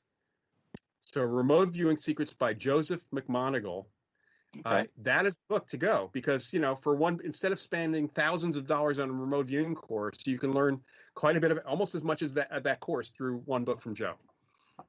Nice. Which is like $5 if it's an ebook. Wow. So, yeah, that's pretty good. So let me ask you something. As far as you were saying that the Society for Skeptical Inquiry just refuses to believe, that any kind of psi ability is even possible. Now, my theory, and this is what I wanted to ask you about, whether I'm even close.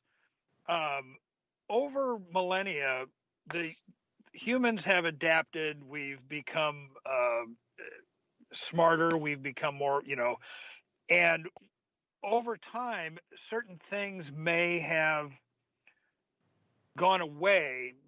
Not the fact that we've lost them, but we've just forgotten how to use them, like the appendix. No one really knows what the appendix is for.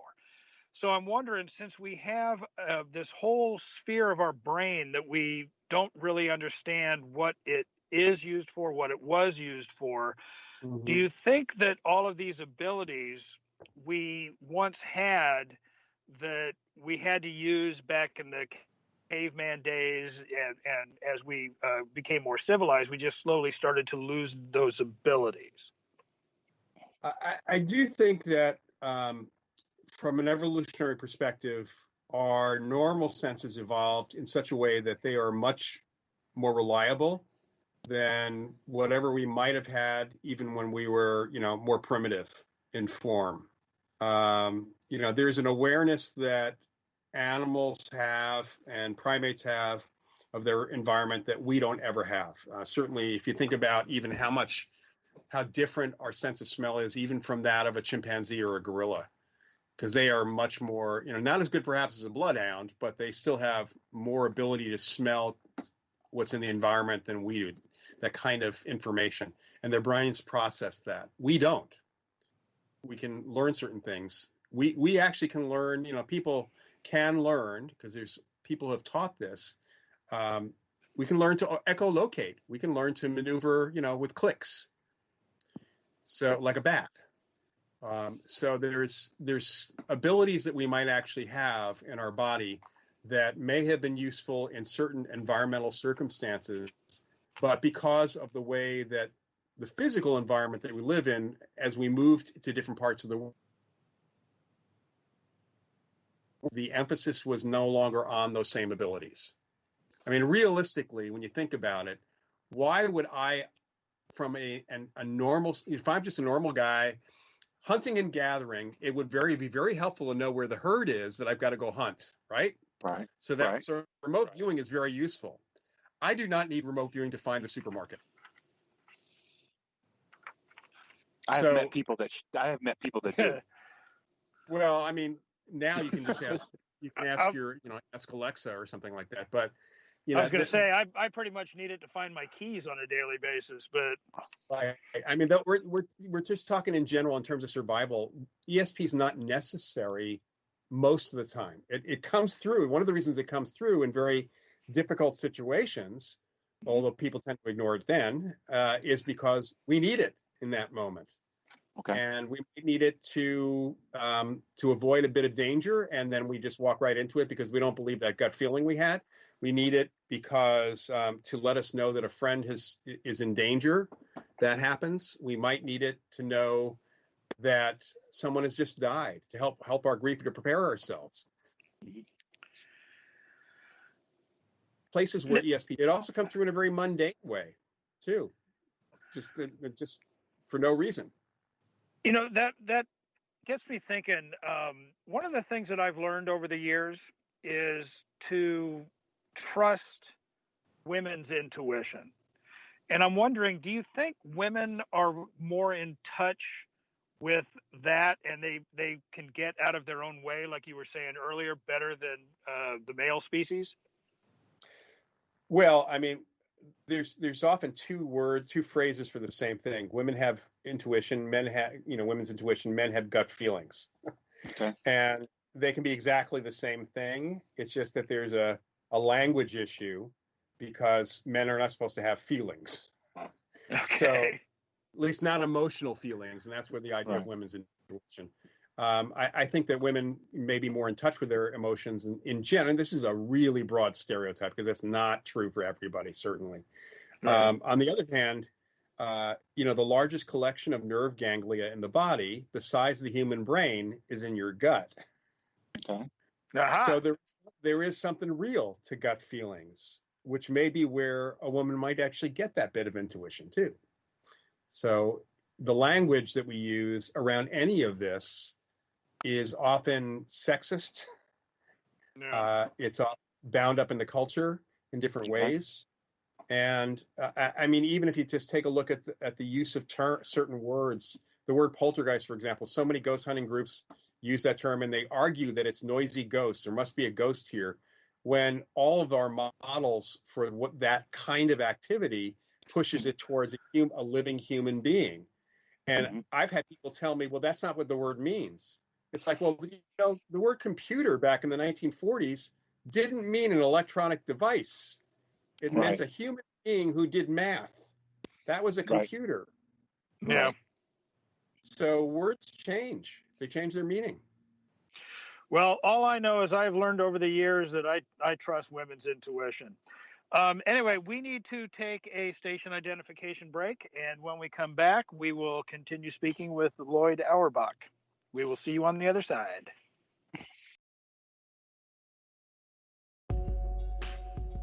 You are listening to WBHM Digital Broadcasting, the best in paranormal talk, only on Paranormal Experience Radio, broadcasting live out of Birmingham, Alabama.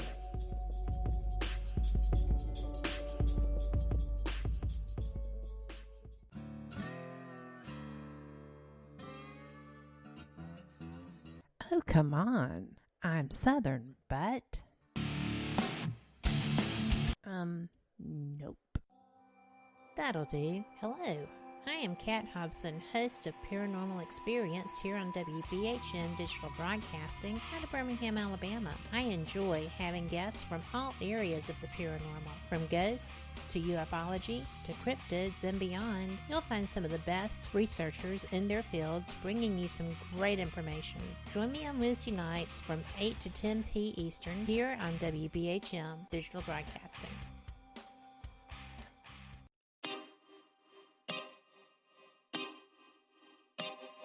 This is Jason Bland, host of Midwest Paranormal Presents Paranormal Soup, where we stream live as a webcast every Sunday night, 11 p.m. to 2 a.m. Eastern, with guests who will blow your mind. Live ghost box sessions where you can call into the show to see if the spirits will talk to you, and the world wide web of weird with the latest in paranormal news and evidence. We're bringing the weird every Sunday night, 11 p.m. to 2 a.m. Eastern on our Facebook page and YouTube channel. Don't forget to follow and subscribe.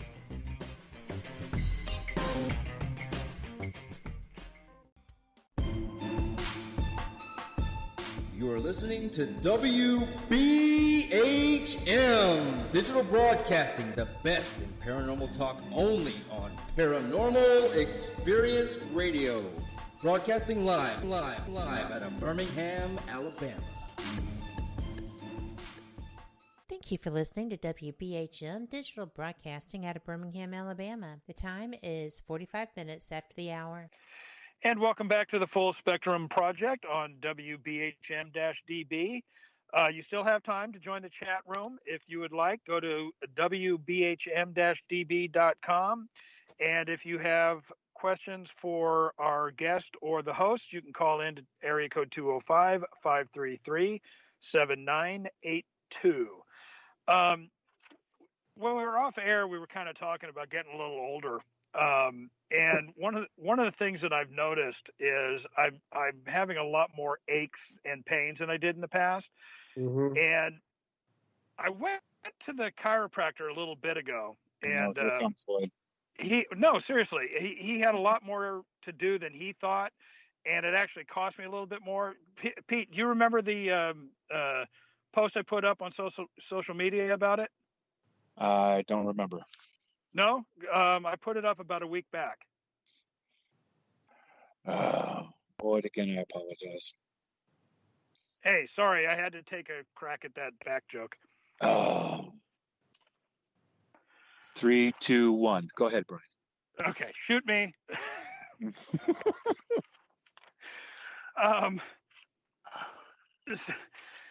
So just out of curiosity, you've stated that TV ghost hunters should delve more into parapsychology studies, and I'm assuming this is to give them a working knowledge of what they're actually trying to show on TV.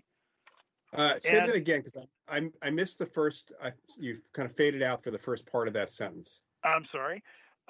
So when we were talking about the TV shows, you had stated that most ghost hunter TV shows, the cast needs to delve more into parapsychology, and I'm assuming that you mean because that way they would actually know a little bit about what they're actually trying to portray, and what would be the best aspects for them to do for that? Well, first of all, they should look at the methods, the field investigation methods that we have learned how to do in the field since the beginning over the last 135 years. That's one thing, because things like investigating in the dark doesn't make any sense except for TV. It makes no sense. They should learn about how to judge the equipment and what might be, theoretically even possible to connect with what's going on in our field. The reason we started using electronic equipment, environmental sensors especially, was not to detect ghosts, because we don't know what ghosts are made of. So we have to use these devices to try to infer that there's a ghost there based on any changes in the environment and somebody's experience. And for example, some of those shows, as you know, kick the witnesses out or don't talk to witnesses. Yeah. So without a witness, I mean, you go and there are no recent witnesses. Nobody has experienced anything other than maybe ghost hunters who have gone in there since this place for 30 years. How do you know it's even haunted still? You have to have information, some other information. You can go in and try to experience things. Well, because it looks creepy, Lloyd.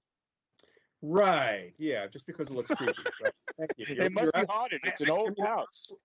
I've been invited on those kinds of investigations. In fact, a reporter asked me to go in with her and a local group to an abandoned mansion, which nobody lived in for 20 years.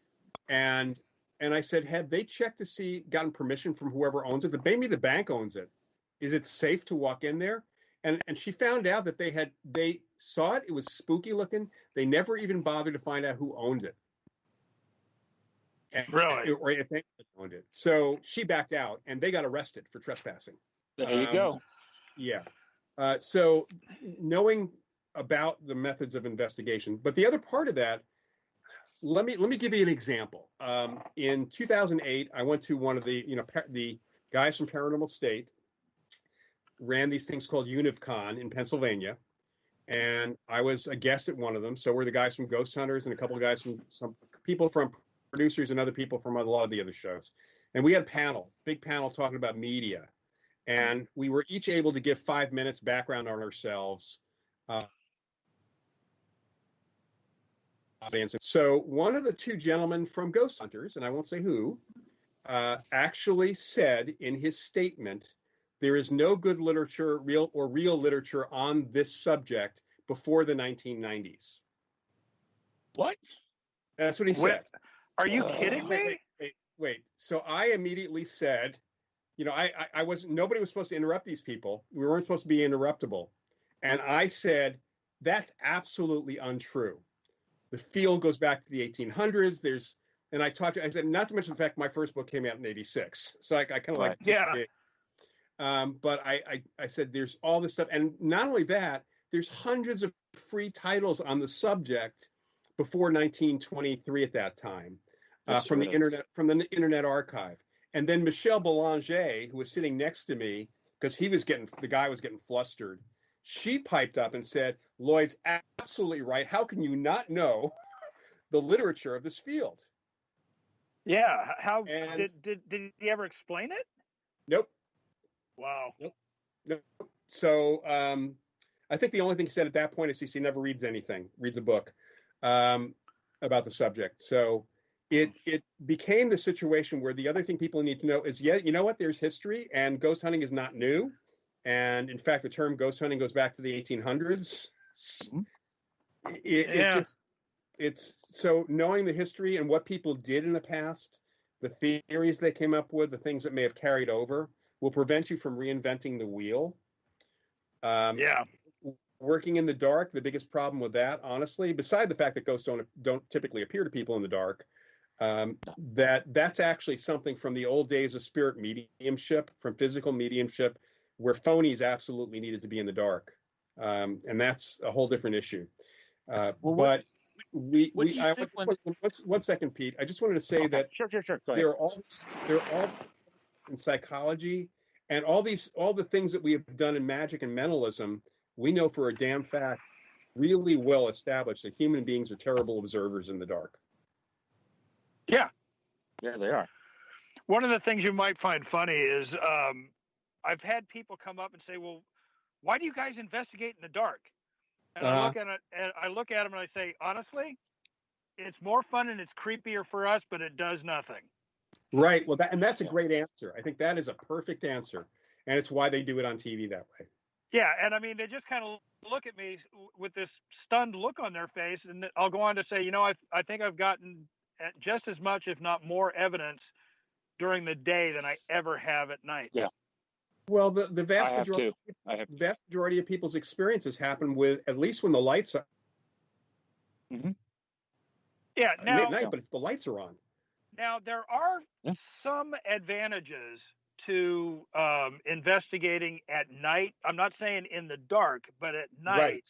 Right. Due That's to correct. the fact that you have, it's usually more quiet. You don't have the outside noise that comes in that you would possibly have during the day. There's usually less traffic, things like that. I absolutely agree with that. And in fact, I've done, overnight type things in places, restaurants and other places. We kept the lights on, and, there was and we had a lot of activity, but we also had activity at 11 in the morning before the place opened up. Yeah, exactly. So, I mean, it's definitely television that has decided that you have to investigate in the dark at night. Well, and drama sells soap.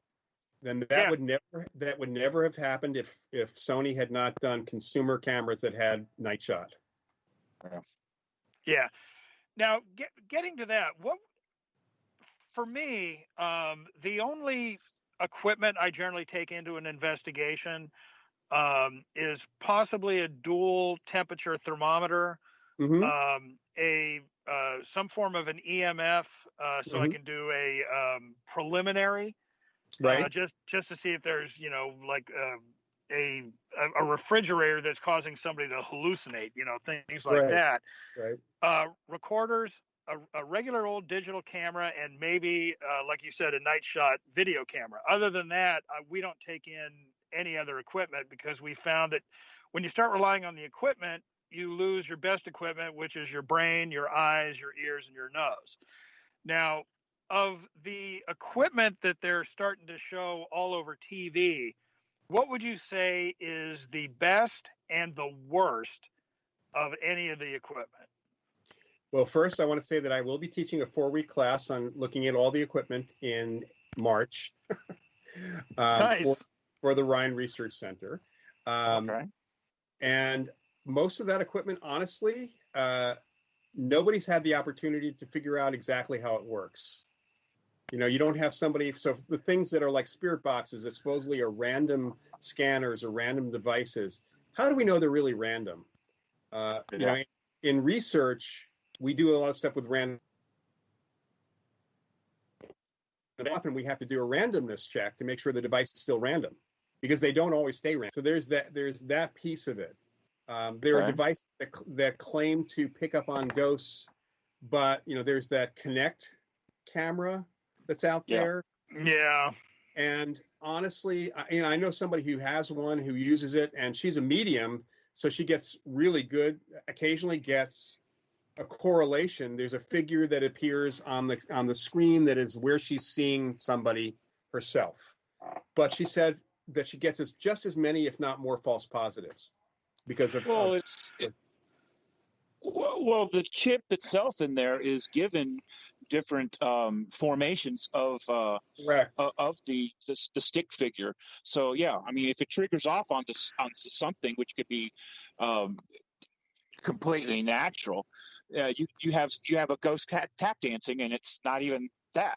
We don't know what the algorithms are. We don't know what the programming is, and the guy who built it won't let anybody figure that out unless you were to break his warranty and reverse engineer the thing. One of the things that I found funny with the Kinect is a couple people, we were doing an investigation at the Whaley House, and I'm really skeptical about most new equipment, and this one I was just kind of really. I look at it as all prototypical stuff. I mean, it's not good for evidence. I mean, you can see what you can do with it, but you can't put it out there as evidence.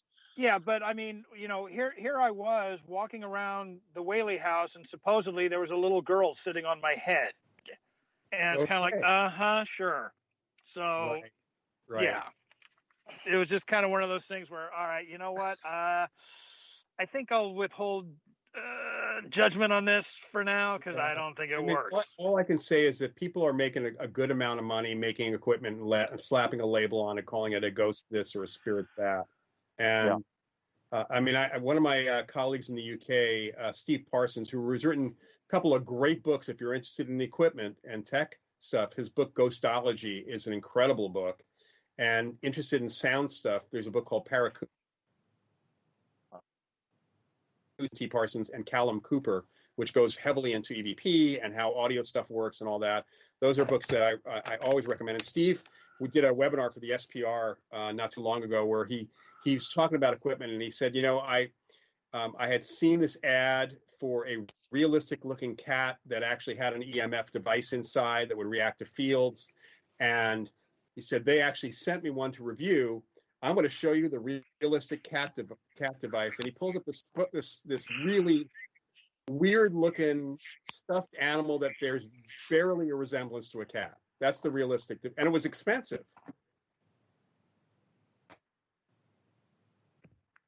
Yeah. The one I get a kick out of is somebody took a Simon Says game. The Simon game, yeah. Put it into a different package, called it something different, and people are spending a small fortune snapping these things up, thinking that they actually do some good, and it's basically just a random light generator. Anyway, unfortunately, we are out of time. But Lloyd, I just wanted to say thank you so much. It was an absolute honor to have you on for our first show of 2021. And like I said during one of the breaks, I really need to start taking your classes because you just made me think I just don't have anywhere near enough knowledge to be doing what I'm doing. But I'm hanging in there. But anyway, Lloyd, again, thank you so much. You're very welcome. So next week, we will be joined by Jamie Mose to talk about haunted items, how to spot them, and hopefully how to deal with them. Until next week, host Brian Clune. And I'm Pete Haviland, and thank you again, Lloyd. I appreciate you coming on. Absolutely. You're very welcome, Pete. Thanks, Brian. And for everybody, thank Good you. evening. We are The hoping to opinions have a and wonderful statements voiced by our guests 2021 do not year, necessarily and we reflect could the not do it opinions of without this our network. listeners. Enjoy the shows. So thank you so much for listening to us. Thank you for You're trusting us listening to last year, and hopefully you will this year for us to bring you a good Digital show with great Broadcasting, guests. the best So until paranormal next talk week, only please Paranormal be safe, and we will Experience see you in a Radio. week. Broadcasting live out of Birmingham, Alabama.